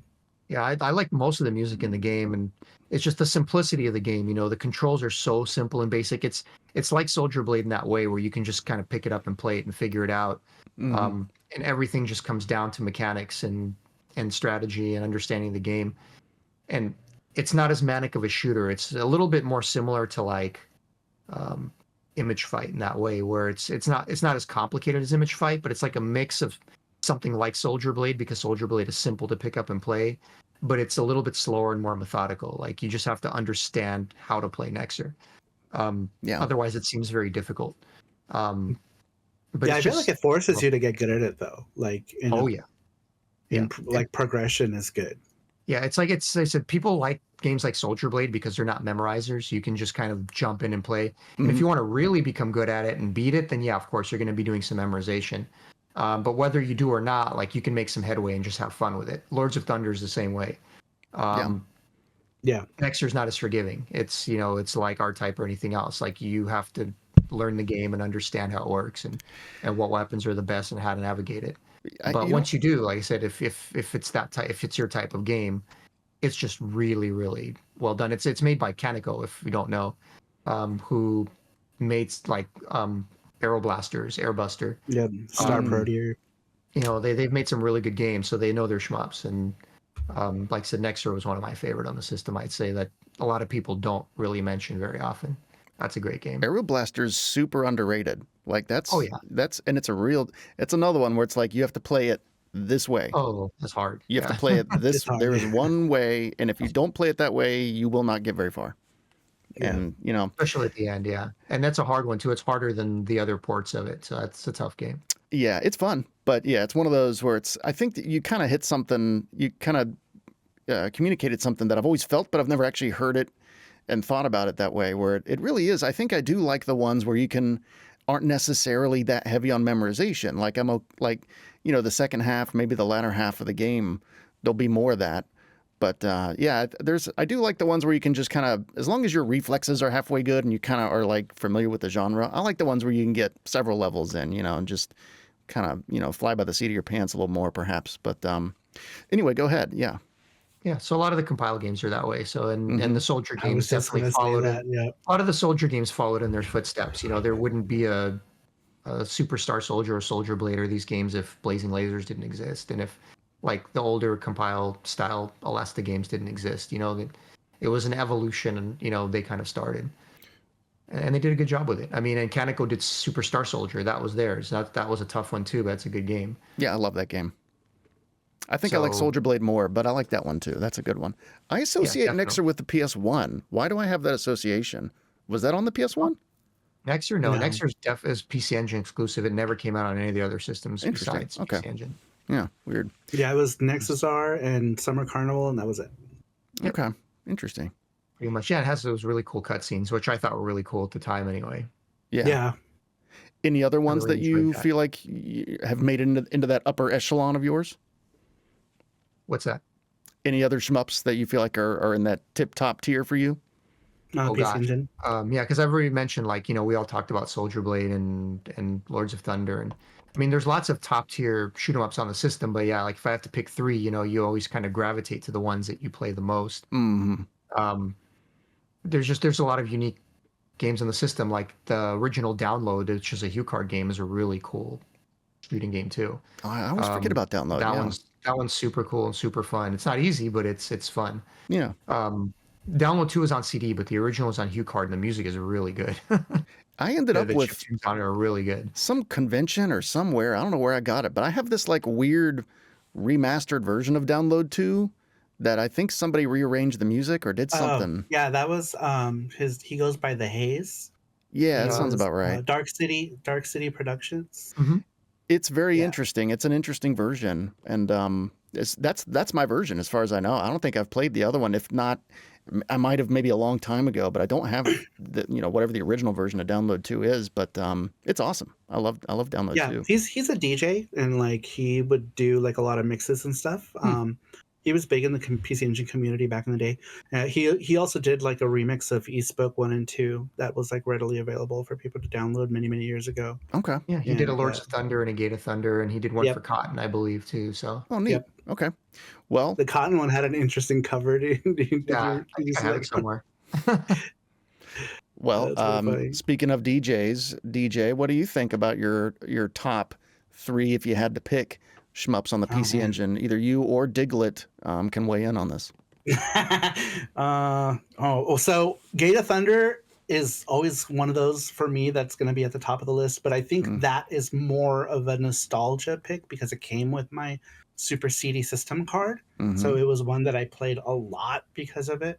Because normally I'm not really big into the horizontal shooters like you were mentioning earlier. I'm more into top down, but Gate of Thunder is one of those. And if I'm not talking about cmups, then that's pretty much it as far as horizontal shooters goes. It's that and maybe Hellfire S.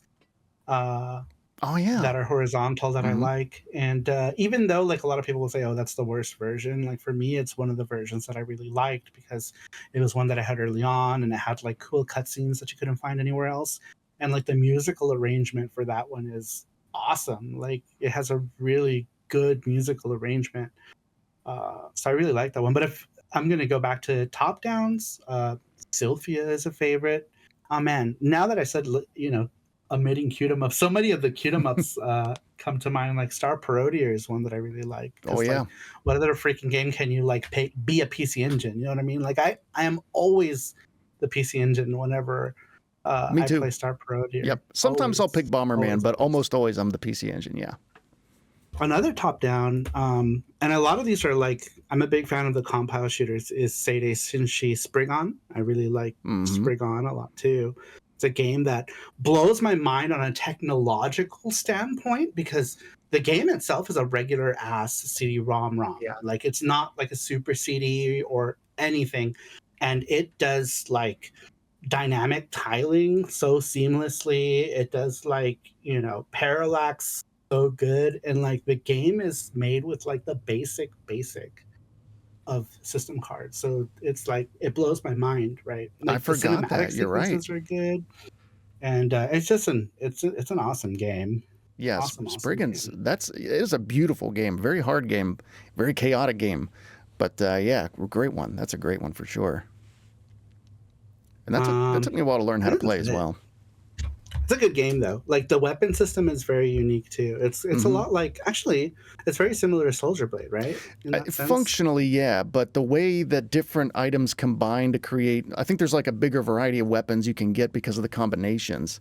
It's a big It takes time to wrap your head around like the different combinations and what does what. Yeah, exactly. That's what tripped me up for a while. I was like, I'm trying to get a certain thing for a certain situation, and I would forget the combinations. So it just takes you a while. But yeah, similar. Just picking whatever random colors. Yeah, I mean, doesn't work. There was one, I think it's the blue, where it's like more defensive, where it creates like shields.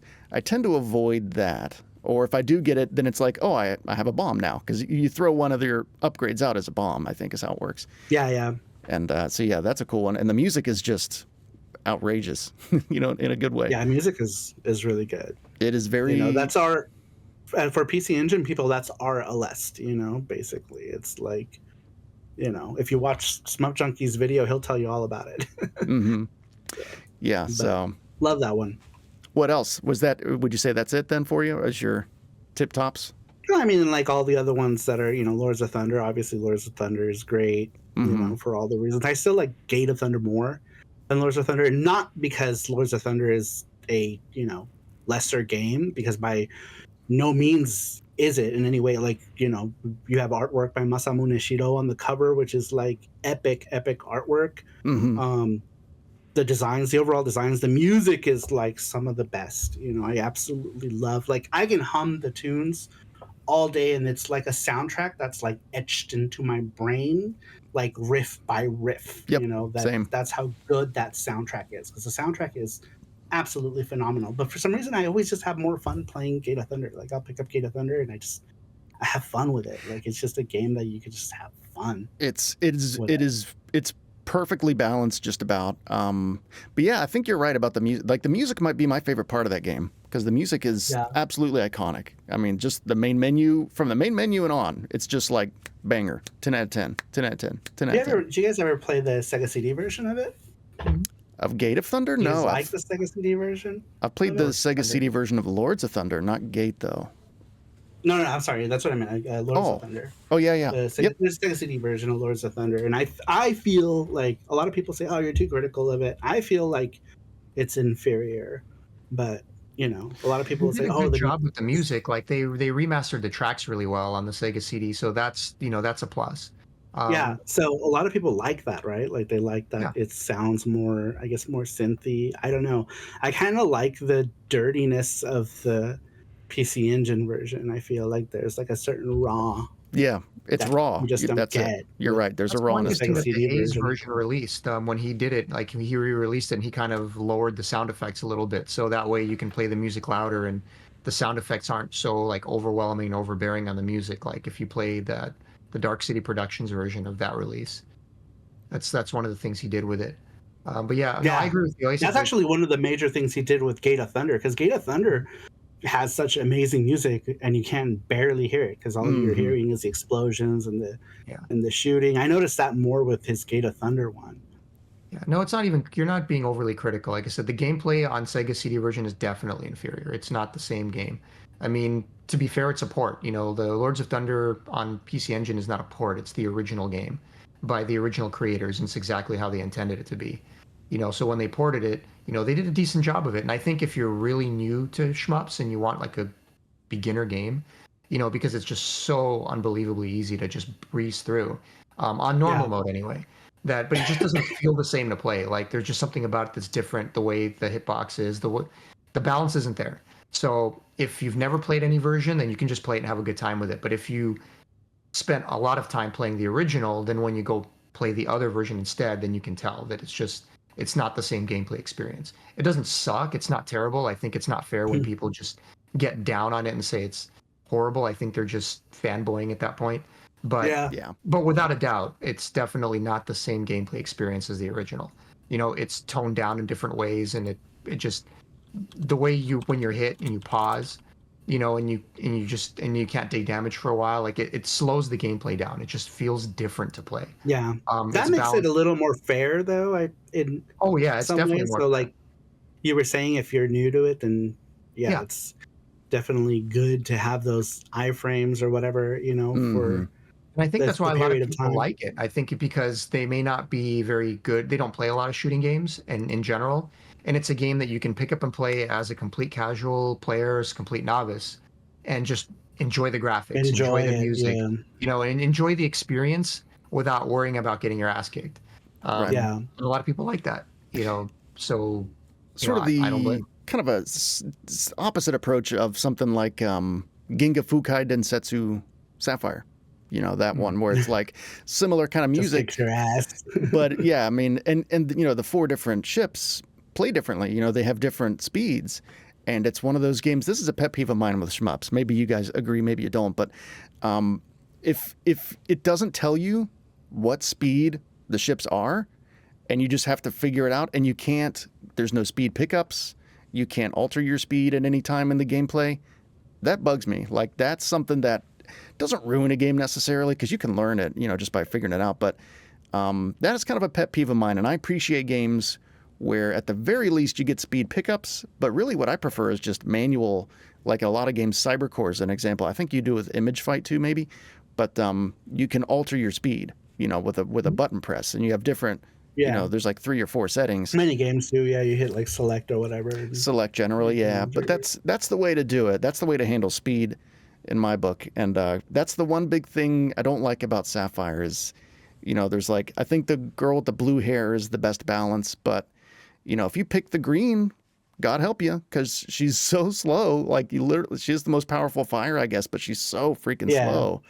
Like, you're just almost certainly not going to get through it without absolute mastery of it. And you won't know that until you've, sunk an hour into the game to figure it out. So that's kind of a pet peeve of mine with that one. Yeah, it's a hard one too.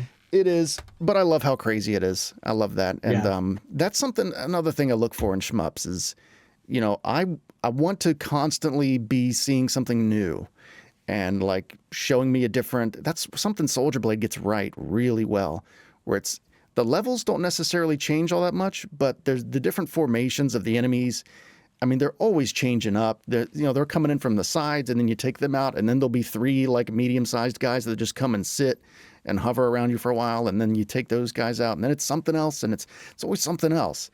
And I think Ginga Fukai Densetsu Sapphire, despite those couple of bugaboos with it, it's another one where it's just like so good at always keeping you guessing, always keeping you on your toes. And that's a big fundamental thing for me with shmups. You can do everything right, but if you don't pack in the variety, it'll get stale. It just will. And that's it can sink the whole thing too if it's real bad, like some games. But anyway, let's maybe spotlight a couple of games, a couple of shmups that don't get talked about a lot. Some maybe that are underrated, or maybe some that that even we acknowledge aren't amazing, but we still really like them for one reason or another. And one of those for me that always comes to mind is Psychosis or Paranoia on PC Engine. That game is an absolute fever dream from beginning to end. I love it. I see why it's not everybody's favorite. The difficulty goes up and down, and it's all over the place. The weapons aren't the best. And there's a couple other little bugaboos with it, perhaps. There's definitely some more flicker than normal, not what I would call game breaking, but there's some moments where it's like, I don't know what I'm doing. Like, I don't know where the enemies are. I don't know what the hell, like, I don't know where I'm supposed to be, because, there's too much stuff on the screen, and it's just not, like, the game is just dying. But I love that game. Like, that's one of those for me where it's like, I'll always love it, even though intellectually I understand. It's like a 7 out of 10, in an objective way. It's like maybe a strong 7, or maybe a real strong 6 and kind of a soft 7. Maybe that's honestly. That one's hard for me to play. I feel like there's so much weirdness going on. Like that one and Terraforming are 2 of those games where it's kind of like unclear as to like what's going on at some points in the game, and you're like, what? But I mean, there's people out there who love them. Like you love that. I just love it. Terraform. And I'm discovering this other one. I've always known this one existed, but I recently finally got it at a price I was willing to pay. Saint Dragon. Oh, that's a weird one. That's an arcade port. I like the weird. It's a little weird one, and you play this big old dragon, which usually is kind of a bad sign for shmup when your character is really big. And it probably is a bad sign for this game too. I haven't beaten it yet, but I don't know. I just like it. It's just another one of those kind of weird ones where it's like they had an idea, or maybe a series of weird ideas, and they just kind of mashed them together and went with it. So that's always something that kind of can sort of overcome, maybe some flaws in the design, or maybe some repetitive levels, or maybe some music that isn't very interesting. Like if it's really unique looking or it's really funny, maybe, like some of the cmups are just like, they do like really hilarious things in it. Just bonkers stuff. Yeah, like Star Parodier is a good one where I'm literally laughing playing the game sometimes. Anything like that can kind of charm me over, and, that can sort of overcome flaws in other areas. So what are some games like that for you all? Saru, we'll start with you. Seems like, I'm sure you have at least a couple where it's like, it might not be super well regarded in other circles, but for you, it's just, you love it.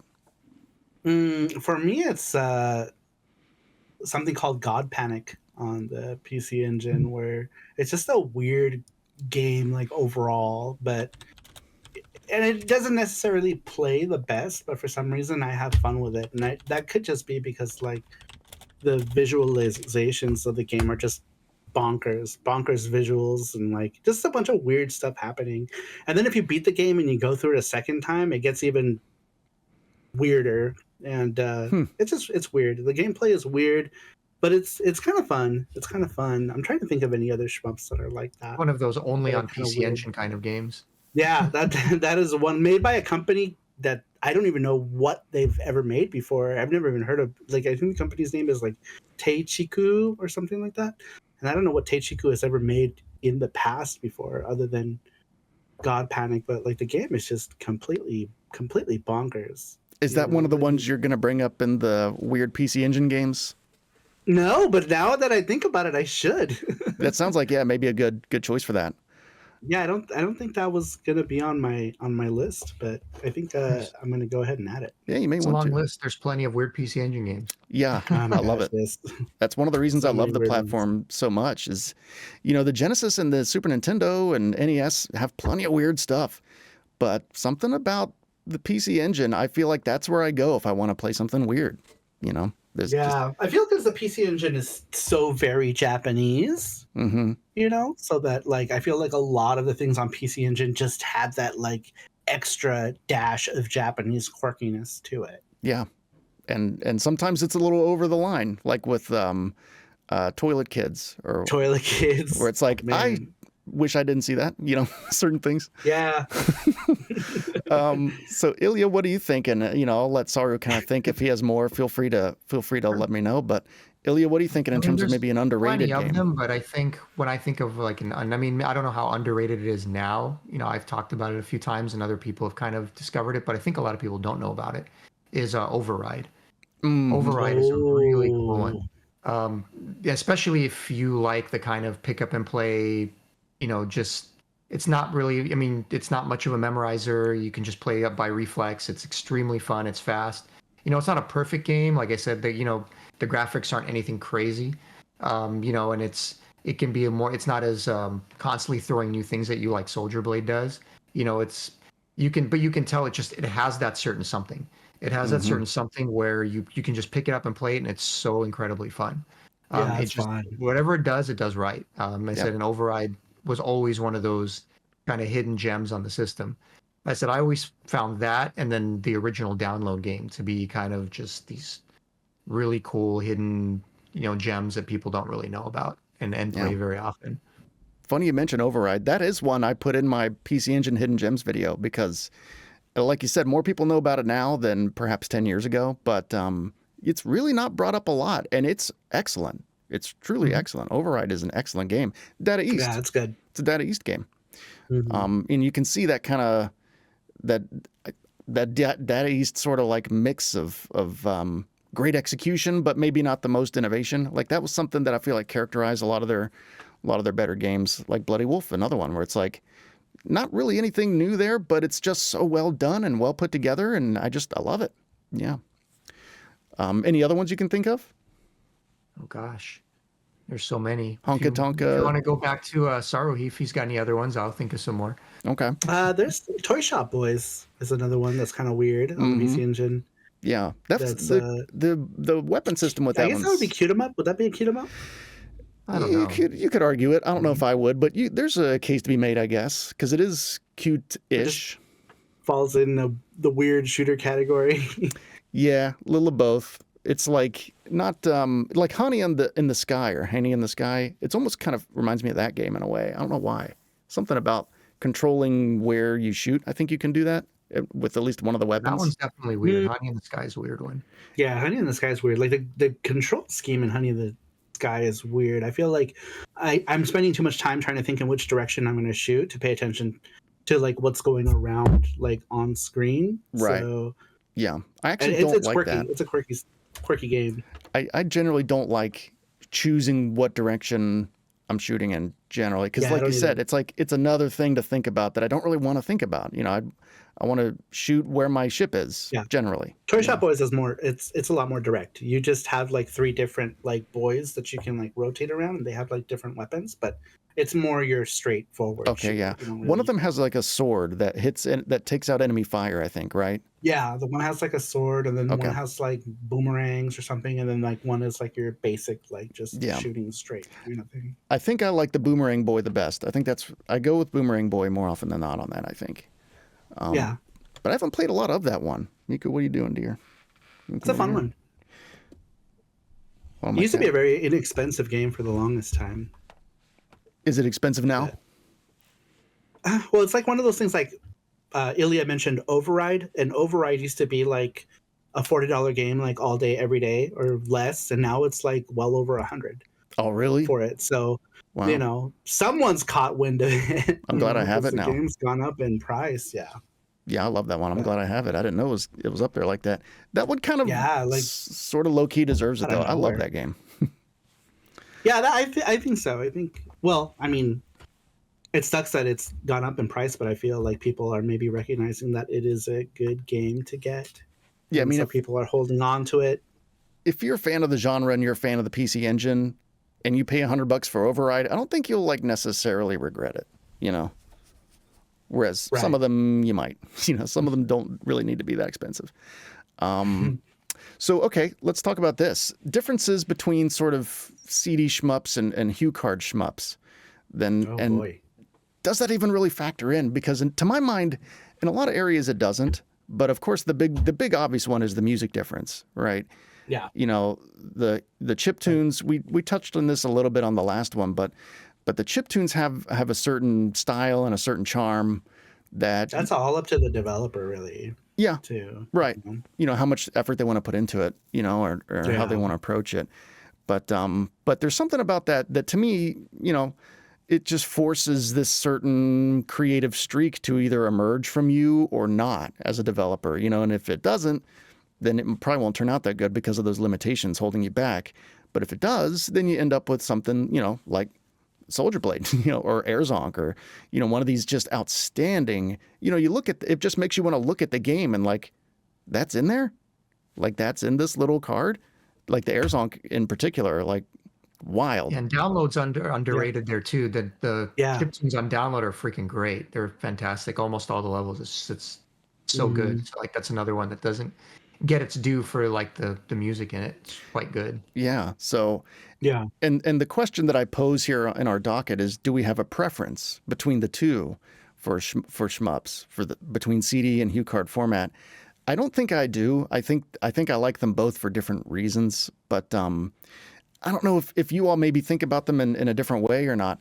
But I'm interested in what you all think about it, because I know that, the ceiling gets blown off in terms of music for the CD format, obviously, and you can have Lords of Thunder and Sapphire and all, Gate of Thunder, all these iconic soundtracks that there's no way in hell you would have been able to do that on a Right. on a HuCard. And, we would have missed out on that. If Gate of Thunder was a HuCard game, it probably would have been awesome, but the soundtrack would not have been that. We would have missed out on all that. So, what are your thoughts on that, Saru? Maybe start with you, in terms of, the differences in those two formats and which one you prefer, or if you even have a preference. So for me, because going from chip tunes to optical media was such an impact, I feel like there's so much more optical media soundtracks that I'm more into. But not to say that, chip tunes are bad, because there's a lot of great chiptune soundtracks. Like I love the soundtrack for Koryun. I think Koryun has some really awesome chiptunes. But I think for me, because of the fact that I jumped into the CD medium so heavy when I got the TurboGrafx CD, there's just tons of soundtracks that are just so memorable to me that were on Redbook audio versus chiptune, more so than chiptune soundtracks. But that's not, I'm not trying to disparage chiptune stuff, Sure. because like a lot of it is really good. But I think if I have to sit and think about how many soundtracks I remember most it's going to be CD media for sure. There was more you could do with it. You know, Sylphia is another one where it's like the CD audio really elevated that game, I think. Even though the visuals probably more or less could have been on a HuCard, but you know, the music made it a whole different thing. Ilya, what do you think? Man, that intro is awesome though. That's true. Intro. Yeah, the CD games had bigger intros. Yeah, like Dungeon Explorer 2 had like an awesome intro, I remember. Ilya, what do you think between the two formats? Like, do you have a preference, or how do you kind of compare and contrast them? I don't know if I have a preference. I'd say that because I was renting so many games at the time to play, so many shooting games especially, I rented a lot of CD games. So I ended up kind of playing more CD games than I did HuCards. And a lot of HuCards I actually missed at the time. So I kind of got a nostalgia for a lot of the CD media too. Some of the best music was on the chiptunes. Like I said, not just Soldier Blade, but Super Star Soldier soundtrack is amazing. Yeah. I still love Blazing Lasers. Like I said, Download is great. Air Zonk is one of the best. You know, some of the very best, you know, shooting game soundtracks are on chiptunes. In my mind, like I said, it was because it was new more than anything. You know, now it's easy to go back and be like, oh, I love the chiptunes. You know, the chiptunes are so incredible because there's nostalgia behind them. But back then, with CD media being so new and it being so unique, I think there's a nostalgia factor there, which doesn't exist now. You know, CDs are common, but being there, we were all there at the time, and experiencing those CD soundtracks for the first time really left an impression. It was completely amazing to listen to video games that way. And I think shmups were the perfect medium for that, because music is so important in a shooting game, and you're not really listening to dialogue, you're not speaking. You know, you're just hearing sound effects and music, and the music is what gets you into the game. So, right. So I don't know if I have a preference, but I definitely have a lot of nostalgia for a lot of the CD soundtracks too. For a lot of obscure games, you know, that maybe a lot of people haven't played. Ray's Amber 2 has a really cool soundtrack, even though it's like an impossible game for most people to get anywhere past. It's like so hard. Yeah. It's so hard. It's incredible, which is a shame because the music is so good. And I just remember it because I remember having to rent it multiple times to finally be able to beat it, to finally get through it, because it's probably the hardest game on the system. Can I ask you a question? The last level, really the quick? music in the last stage is so incredible. And like, if you've never I've never gotten to the end. You hear it? It's so good. So I remember hard. when I did my PC Engine reviewed video, like I specifically highlighted like the music in that final stage, because what they do in that game is they turn off the sound effects. I don't know why, but for some reason on the very last level, like when you're playing through it, you just hear music. Like there's no shot sound, there's no explosion sounds. So you're navigating this maze. It's extremely like memorization heavy, but the music is so good, and you can just listen to the music with like no sound effects, because that's what they did. Maybe they thought the same thing. They're like, this song is too good, we're just gonna play the music. You think that was maybe for thematic effect or something? So it might have been I'm sure it was on purpose for like thematic effect, you know? Like, yeah, but back then without save states or whatever, I doubt almost anybody ever got there. It's just I never got to the end. I own both of them. I've never gotten to the end of either one of them. I feel like they're just so hard.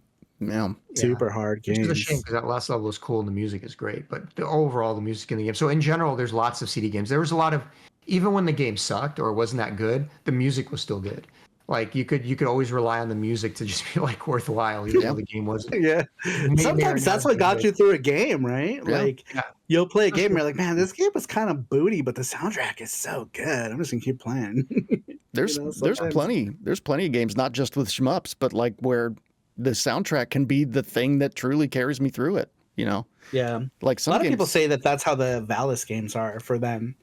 You know, some people are like, oh, these games are booty, but you know, the soundtrack is so good. So certainly Valis 2. I could definitely see that for Valis 2, because Valis 2 is a little rough around the edges. It is. Valis 3 is great. I love Valis 3. Yeah, 3 and 4 are objectively awesome. 1, I guess you could debate it. I like 1, but 2 is rough. Well, I mean, 1, if we're talking about the remake of 1 on the PC Engine, then that's in its own ballpark. Because, that's what I'm talking about. It was the last game made, and it was made for Super CD-ROM, so you're now looking at a game that's, made with way better technology than any of the previous Valis games. Oh, that's a good point. On the PC Engine, yeah. There's a collection of those. Excellent soundtrack. There's a collection of those on Steam right now. I think it might be on Switch as well, but not on PlayStation, annoyingly. Yeah, I bought the Switch one only because I'm like a OST whore. So like if somebody puts out something and it's got like a nice like OST, I'll buy it. The thing is, just sitting there, the first thing I did was just bust out the OST and pop it in my CD player. I never even touched the game. I just wanted the soundtrack set with it. I'm the same way. You can't even talk about amazing OSTs, like especially that carry a game without like the original Cotton. I mean, holy crap! Like sure. the soundtrack on the original Cotton game is like beyond insane. Like the game is so good. And it's a pretty good port. It's not amazing, but it's a cool game to play through. But the music I'll just play it just to listen to it. Sure. And there's no other way to listen to that music. Like, there's just such a unique soundtrack, and it blows the arcade out of the water. It's just, yeah, the PC Engine soundtrack to that is amazing. Did you listen to the Hayes' version? Yeah, I did. Some of those tracks, some of those tracks get spicy. Yeah, exactly. Yeah. I usually prefer when the soundtrack, especially when it's really good, gets left alone, and you can just kind of remaster it but don't mess with it too much. But it's cool to have like a second option, you know what I mean, just to play it two different ways. But the soundtrack to that game always gets me. Like next to Lords of Thunder, it's possibly my favorite. It's just so good. Interesting. Yeah, I like that one. I never thought about it as being on quite that level, but I guess it could be. Yeah, I could see that. Tease Music did that too, I believe. They did. The Tease Music did the soundtrack. Oh, did they? For it, just like they did for Lords of Thunder. Interesting. Wow. Especially later in the game. Depending how far you've gotten into Cotton, like the fire stage, like just. Oh yeah, it does kind of have that. Yeah, beyond belief. Like, I could see that. So good. Man, Tease Music, they're behind so many things too. Saru, what really surprised me is like they've done most of like the incredible soundtracks on the Turbo or PC Engine, or a lot of all their work has been great. And then I ended up seeing their credit in Toilet Kids. And it was like, really? And I became perplexed. I was like looking through the credits and I see Tease Music come up and I'm like, huh. Where were you in this? I don't know if it was, not that the music sucks, and it's decent in Toilet Kids. It's got some catchy tunes or whatever. Yeah, it's fine. I just never connected the two games before, and it was just I randomly happened to see them in the credits. I was like, that's interesting. Yeah, that is interesting. I did not know that. So random, yeah. I didn't either. Small world. Random. There might have just been a small contribution, and just enough to be put in the credits. I don't know. But outside of Falcom Sound Team that did like the Ease games, like Tease Music are the legends when it comes to that console. Oh yeah. Yeah, like Saru, I'm an OST guy. Like if your special edition includes a physical OST, I am 10,000% more likely to buy it. Like that, even if it's a crappy one, like the Grand Blue Fantasy Relink soundtrack, very disappointing. It only has 4 songs on it. Oh, boo. Yeah, I hate that. It's like, here's a... Little samplers. Things. Yeah, it's like a sampler. It's like, dude, there's so much great music in this game. You can't just throw it on a damn disc. But anyway, still, the fact that it exists, though, I'm still like, I'm glad I bought it. I got no regrets. No regrets whatsoever. And Fate Extella Link on the PS4. I don't know if you guys know what the Fate Extella games are, but they're kind of like Dynasty Warriors, but in the Fate world. And I watched so much Fate. I've watched so much, and I still know so little about it. I feel I watched all of it, and I'm still confused. Yeah, it's very. I can't absorb it. There's a lot going on. So, but that's why the Fate Extella games are perfect, because you don't need to understand it. You just go in there and kill stuff, and just kill shit, and have fun with the Fate characters, and justify it however you need to in your head. But anyway. I love the cmup sort of subgenre. I'm down with them. I do too. I love them. Love cmups. I don't think because they seem to be easier generally, and I think that makes sense with how they look and everything. But that's not always the case. Some of them, like Koryun, for example, gets pretty hard. Airzonk has some pretty tough sections. So, they're not all Star Parodier where you can just kind of cruise through. But I like that sort of side of the shmup world. And again, if I were to come up with my favorite cmups, I'd probably Airzonk, Koryun, Star Parodier. Some of the ones I just mentioned there probably are the first ones that come to mind. There are some other ones that You mentioned Eldis earlier. Too. Yeah, Eldis, Right? Eldis for sure. I love that game. I don't think about that game or play that game super often, but when it does occur to me, I remember I really love that game. But yeah, that's a great one. Sort of in that Airzonk world of like everything has eyeballs and everything's alive. I like that sort of art style. It almost reminds me of like the old Betty Boop cartoons. Where like just the sink is alive, the chair is alive, everything's alive. Yeah, I kind of like that. That's fun. Yeah, it's a fun game. Yeah, I like it. Some decent tunes in that one too. Not iconic level, but yeah, good. No, but good. If it's a game, fits the game, right? And I would say they're more or less above average. Yeah. So those are sort of mine, and there's a few games that are sort of skirt the line of cute 'em up, like Ordine, that I like a lot. I think you could call that a cute 'em up. You could argue it is or isn't, but surely it's borderline. I guess I would probably consider it one. It's feels like it. Yeah, I think so. It's got the vibe. So I like Ordine a lot. That's a Namco game, I believe. And, arcade Namco. And that port of Ordine, like if you play the arcade version and the PC Engine version, they're very close, very very close, just in terms of the animation quality and everything. Hey, buddy. That was a very early game too. It came out pretty early in the life cycle of the system, so they did a pretty decent job of it. Mm-hmm. There's obviously things they couldn't do that the arcade could do, but it's fun. I remember playing it too back in the day. I never really I never thought of cute 'em ups as cute 'em ups back then. Like to me, they were just a shooting game that just happened to be a different theme. It was cute or colorful or whatever. It's like because the game in and of itself isn't any different. It's just has a different aesthetic or it has a different style. So at some point they started calling them cute 'em ups, but I guess for me the ultimate cute 'em up was always Parodius. Just because that's not that they started it, but that is probably the most popular. And there's not a ton of Parodius games on the PC Engine. The Parodius port's pretty decent. It's a good port of Parodius. Yeah, it was the first 8 meg HuCard. Yeah, I mean, I think definitely the Super Famicom took it when it came to Parodius ports. They were, by and large, by far the champion there. And they released a number of them, and they were all really, really good.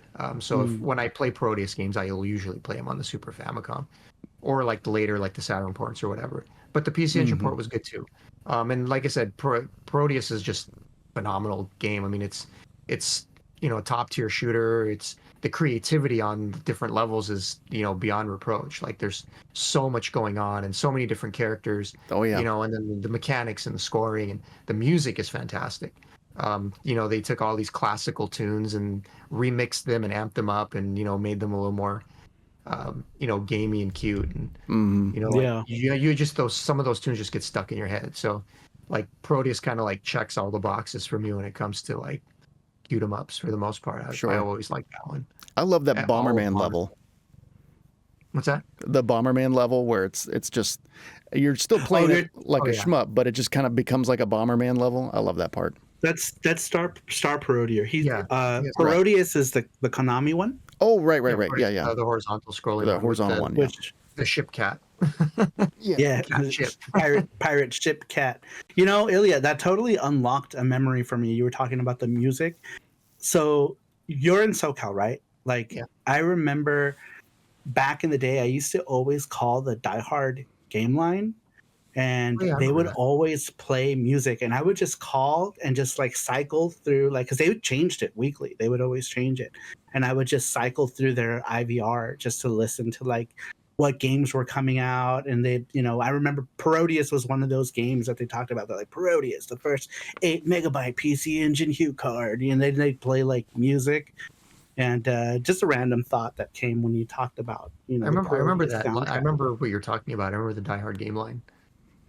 So I loved calling that line just to listen, just to cycle through the IVR.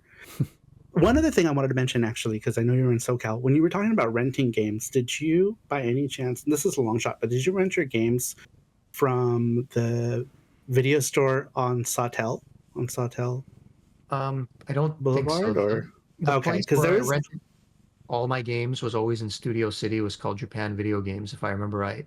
And they were And they were in Studio City up on the second floor of a plaza. They were they're pretty much not far away from Universal Studios.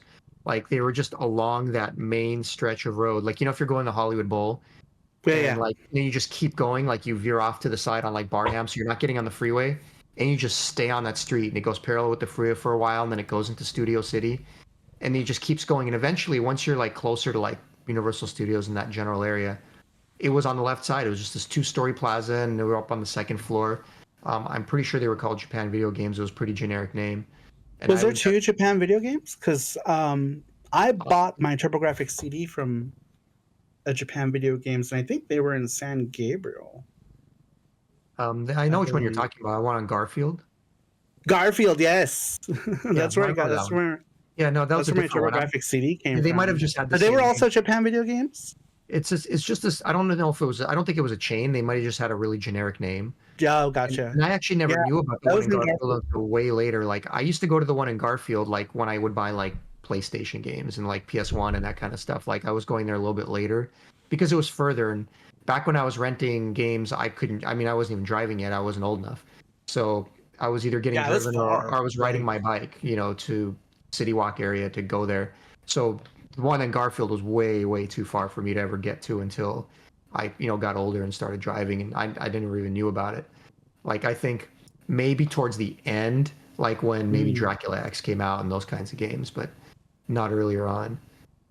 So I mean, I could be remembering the name wrong, but I know that's exactly where it was because I used to have to ride my bike there all the time. It was like on the second floor of the plaza.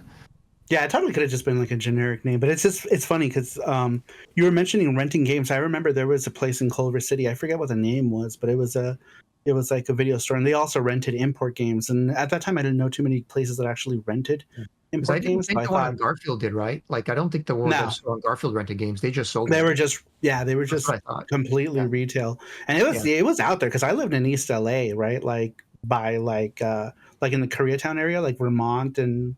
Okay, yeah. So you were closer to there. Like I lived in West Hollywood, so I was right. I was much closer to like Universal Studios and Studio City in that area. But I mean, it was still far. Like I had to we commuted by car, and we only went there because they had the TurboGrafx CD for $100. Oh, wow. In 1992, it was used, right? And like it didn't come with shit. It was basically just a TurboGrafx CD, and it came in its like stupid typewriter case or whatever. But like for $100 in 1992, it was still a good deal. So we made the trek out there to go get it. But that's another thing, you being from SoCal, you mentioned these places, and I'm like, we might have gone to a lot of the same places. Man. Yeah, we definitely both went to the Garfield store because I remember going there later on. Y'all had access to so much out there. Like, I was lucky to find a Game Gear game, like literally anywhere. Like, in West Virginia, where it was just not a major market. But even surrounding areas. I mean, I remember, like, me and my dad actually went out looking for Turbo stuff one day. We just struck out everywhere. And this, wasn't that late into it because I was pretty little. But there weren't many markets where you could be a fan of the Turbo and actually have access to the games. That's why I didn't do well. Like, LA was one of the test markets, so an early one. So we got most of the games. We got a lot of games. They had a presence there. I'm sure there were some other, like, big cities that got it. But for the most part, like you said, it was hard to even get access to a lot of that stuff. Right. I mean, if we didn't have import stores around, we wouldn't have been able to play any of those games. And we had a lot of import stores growing up in LA. There was tons of choices for import stores. We had a Babbage's. It was either Babbage's or a Software, et cetera, in the mall, and they would have it sometimes. They would. I believe it was trade in though. They would get it traded in. It wasn't sent to them from corporate or whatever. But I do remember seeing them there, and we had one rental place that had a very small little section, where there were maybe like 4 or 5 of them at a time. Wow. Yeah, so I lucked out, I guess, in a couple of small ways, but generally it was, it was either Sega Genesis or, Super Nintendo. That was it for the most part. For us in SoCal, we had Radio Shack. Radio Shack would always have kiosks of the original TurboGrafx-16.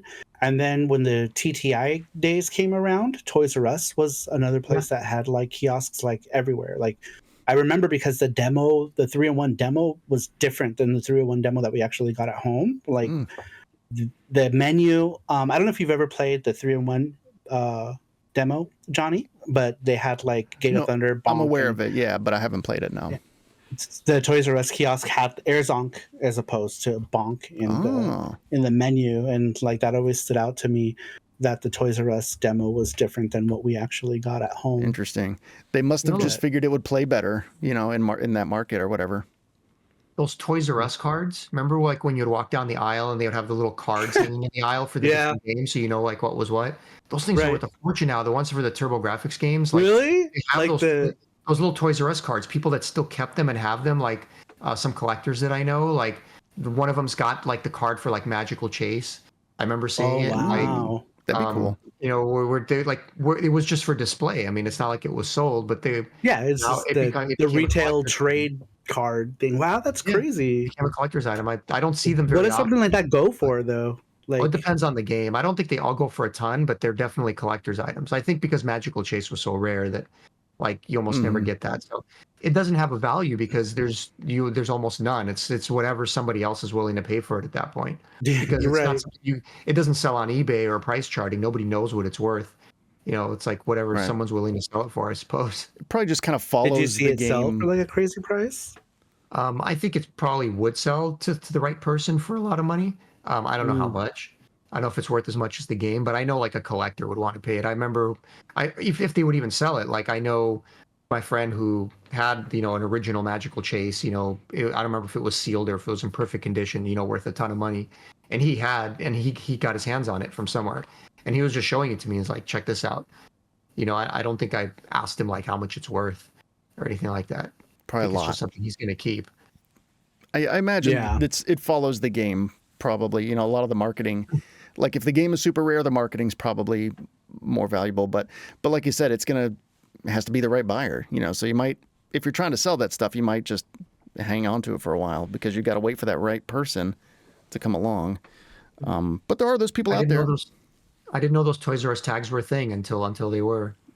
All that marketing stuff, yeah, all that stuff. There's a whole crew of people that love that stuff, just the marketing, posters and kiosk art and stuff like that. Yeah, that's a whole thing. Man, talking about Toys R Us, I remember back in the day, if you were looking for like Turbo stuff in like 1993 and 94, like Toys R Us was just like liquidating that stuff for so cheap.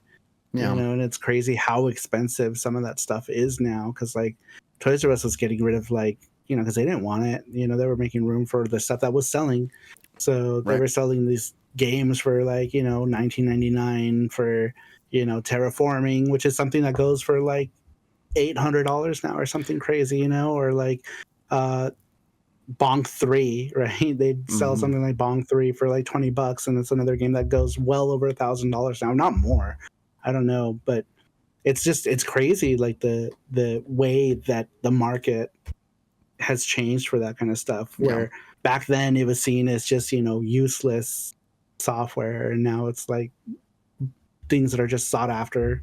There's like crazy. There's a rhythm to it, you know. There's like the mainstream value when it's the thing that's current, and then there's a steep drop off, and then it stays off for a long time, and then this indeterminate amount of time passes, and then the collector wave of value comes in, and it's different for everything, but that's generally the pattern, you know, and it's hard to predict. But, you know, if you hang on to stuff long enough, you know, just from sheer, you know, just from it not existing, you know, from less and less copies of it existing, it just becomes more valuable. It's wild how that works. Speaking of Bonk 3, I just pretty recent, like in the last few months, sold my mint. I had like a mint Bonk 3 HuCard, like the whole package and box and everything. Yeah. I think it went for about $1,200, somewhere around there, if I remember right. And that was a reasonable amount. I probably could have sold it for more because it was mint. I mean, it was flawless. It was as good as it gets. Yeah, you probably could have gotten more for that for sure. So, I mean, I was pretty fair about it. Like, I just have a thing now. Like, I had some really expensive games, and I just don't want to hold on to them anymore. Like, I don't care that they're expensive. Like, and there's something unsettling about having like this shelf of stuff that adds up to tens of thousands of dollars. And I'm just like, you know, I like to have my nostalgic favorites, but if a game is worth thousands and thousands, like I'm going to sell it. Yeah. You know, like at some point, like I started selling off the collection because, I mean, not because I'm afraid the house might burn down, but it could, and you lose all that. That's true. But it's just one of those things where it's just there's better play. I'm not that much of a collector, even though people think I am, because I had like all this collection of games. Mm-hmm. It's just for nostalgia. So like I'll keep my Lords of Thunder, I'll keep my Soldier Blade. But even my Sapphire that was mint that I had, I sold off eventually. And like any games that were worth thousands of dollars, like Neo Geo, like it's just, Yeah. I didn't want it sitting on the shelf. Like it's too much. And then someone else will get to enjoy it. Like I don't really see them as my games, like unless they're ones that I owned when I was a kid. So it's kind of like my own personal nostalgic copy that I'm never going to sell. Like I just see it as something I'm holding on to. Like I bought the games for a while, I enjoyed them, I had them in my collection, I used them in videos, you know, and now it's time for them to move on somewhere else. Yeah. Like it's not mine. It's not like an ownership, you know. It's like I enjoyed them for a while and now someone else is enjoying them, and that's fine. Like as long as I can play the games, I'm happy. Like I have a million ways to play all these games, and that's totally cool. And the only ones I really feel like I need to keep are mine, like the ones that were mine when I was a kid. Your OG There's a copies. nostalgic value there. There's a tension that starts to build up when you notice, oh, I have like $10,000 over here. Like I could just have that money, you know, or I could not. I have a lot of PS1 horror games that are all up there, and there will come a point where I'm probably just gonna get rid. Like I have Haunting Ground on PS2. That's like worth a lot right now. Yeah. I have all the Silent Hills. Wow. I have all the I have pretty much all like the PS1, PS2 horror games. Other than I don't have Kuon, but I have like pretty much all the desirable ones. But those, like you say, Ilya, those are the ones that I love. So it's like you really it's got to go pretty high for me to want to let them go. But and shmups are especially notorious for that because there's so many of them that are so rare that they just go up in value like crazy. You know, I had my entire shelf of Neo Geo shmups. I had almost every single one, including like Blazing Star and Polestar. And those are so expensive. But I was like, and at some point I decided like I can't keep holding on to this. I don't want it. You had the AS ones, Ilya? What's that? You had the AS? Yeah, I had the AS ones, ones, not the MVS. They were AS.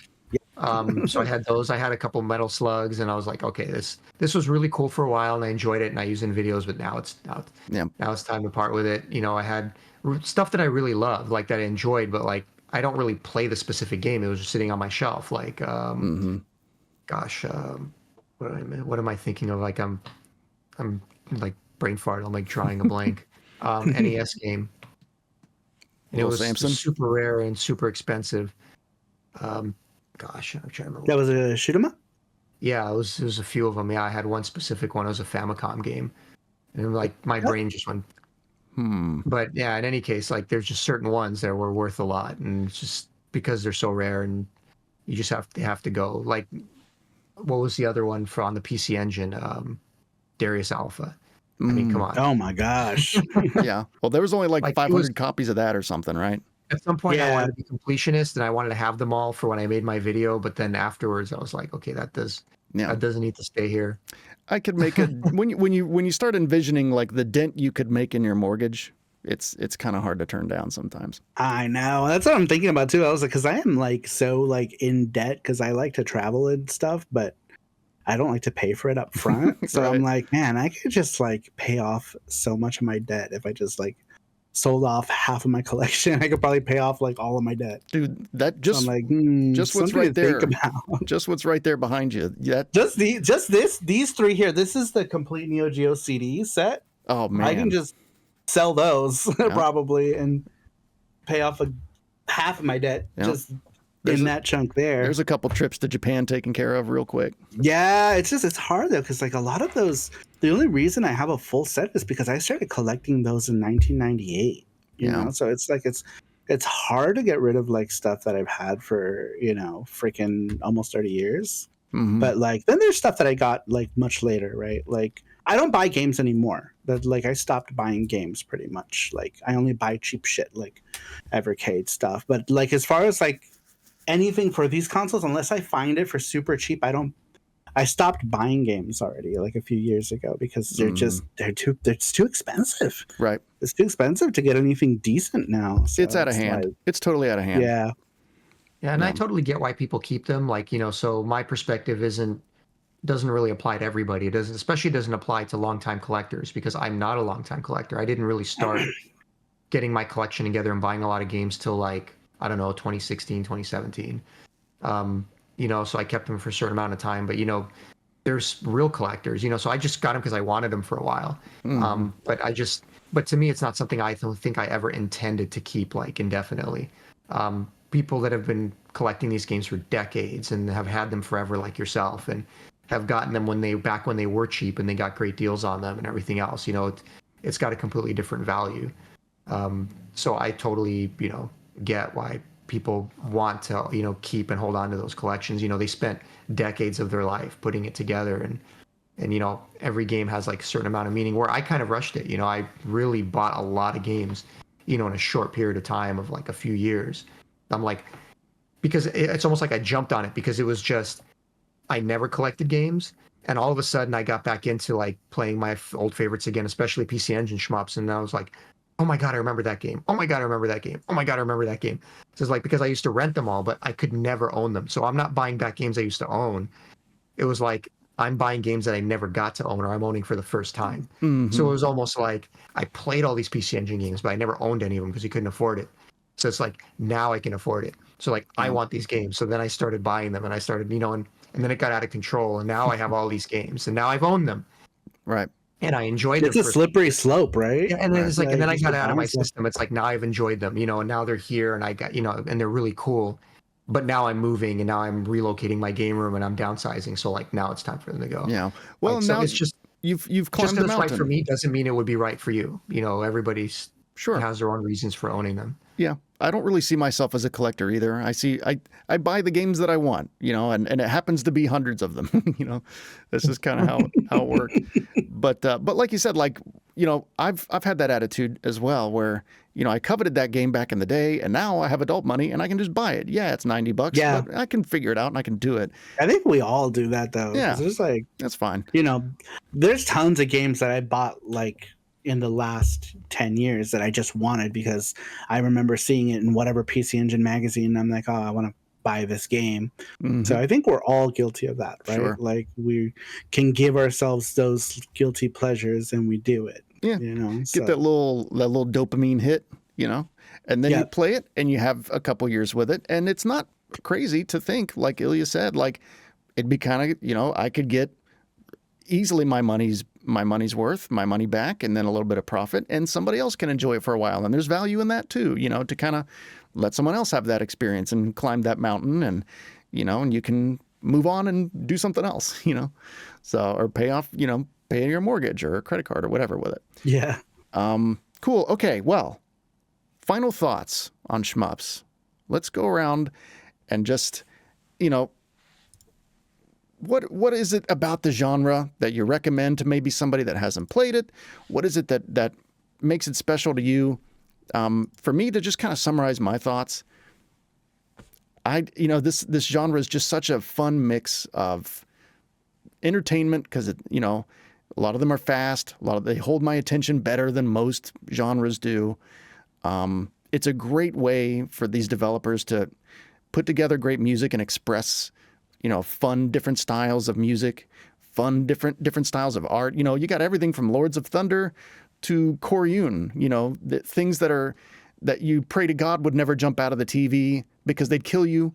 And, you know, Koryun, I wish everything would jump out of the TV so I could be its friend, you know, and, so cute. And everything in between, you know, so it's just for me, I just really like the genre because, you know, there's just so much variety to be had with it. There's so much entertainment to be had with it. And yet fundamentally, so many of them are so similar. You know, you can just jump in and you know what to do. You know, it's not like a lot of games where there's so many systems you need to learn, and, you know, you're not going to be in menus for hours and hours, which nothing wrong with those types of games. I like some of those too.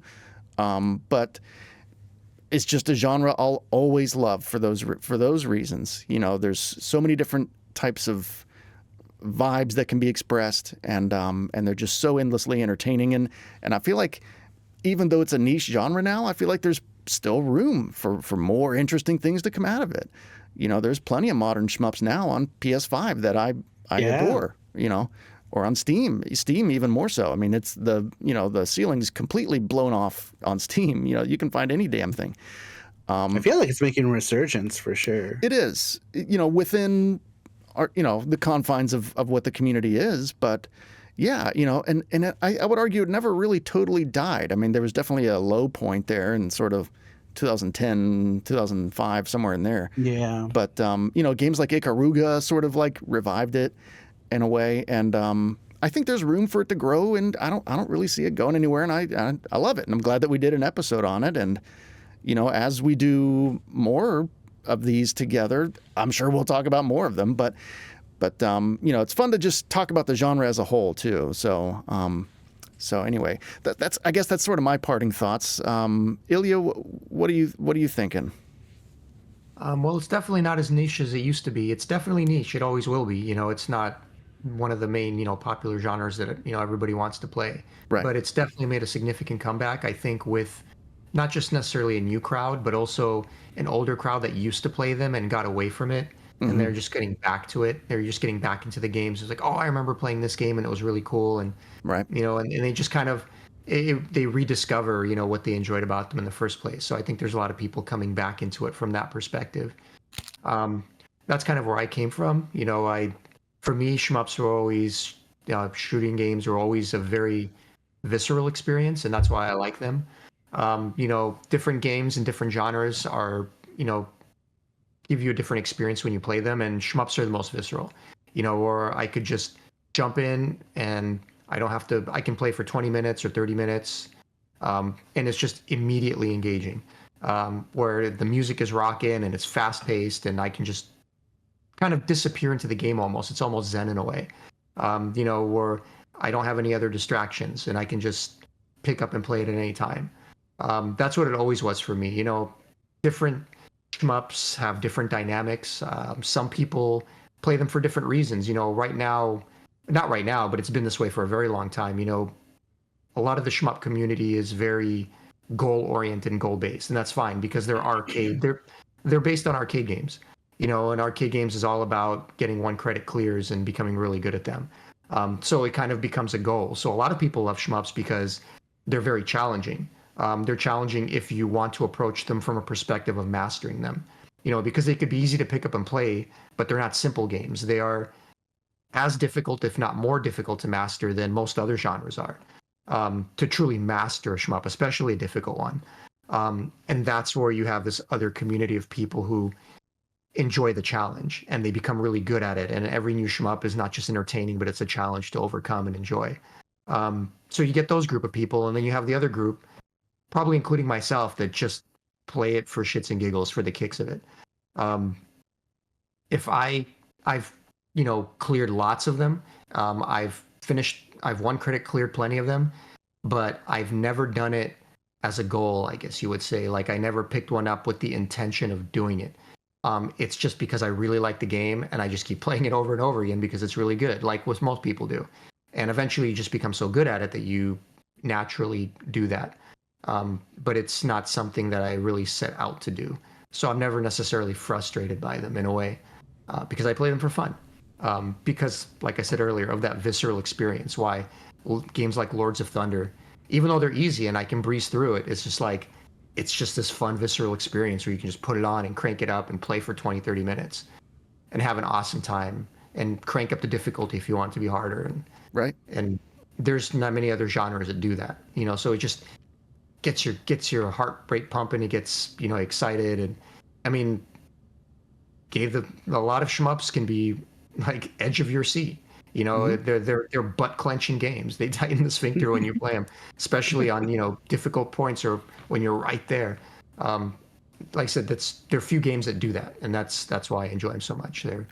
They just have that right combination of everything. They're a pure arcade game, and like they are an arcade game in the purest sense, compared to most others. Yeah. Well said. That's what they do.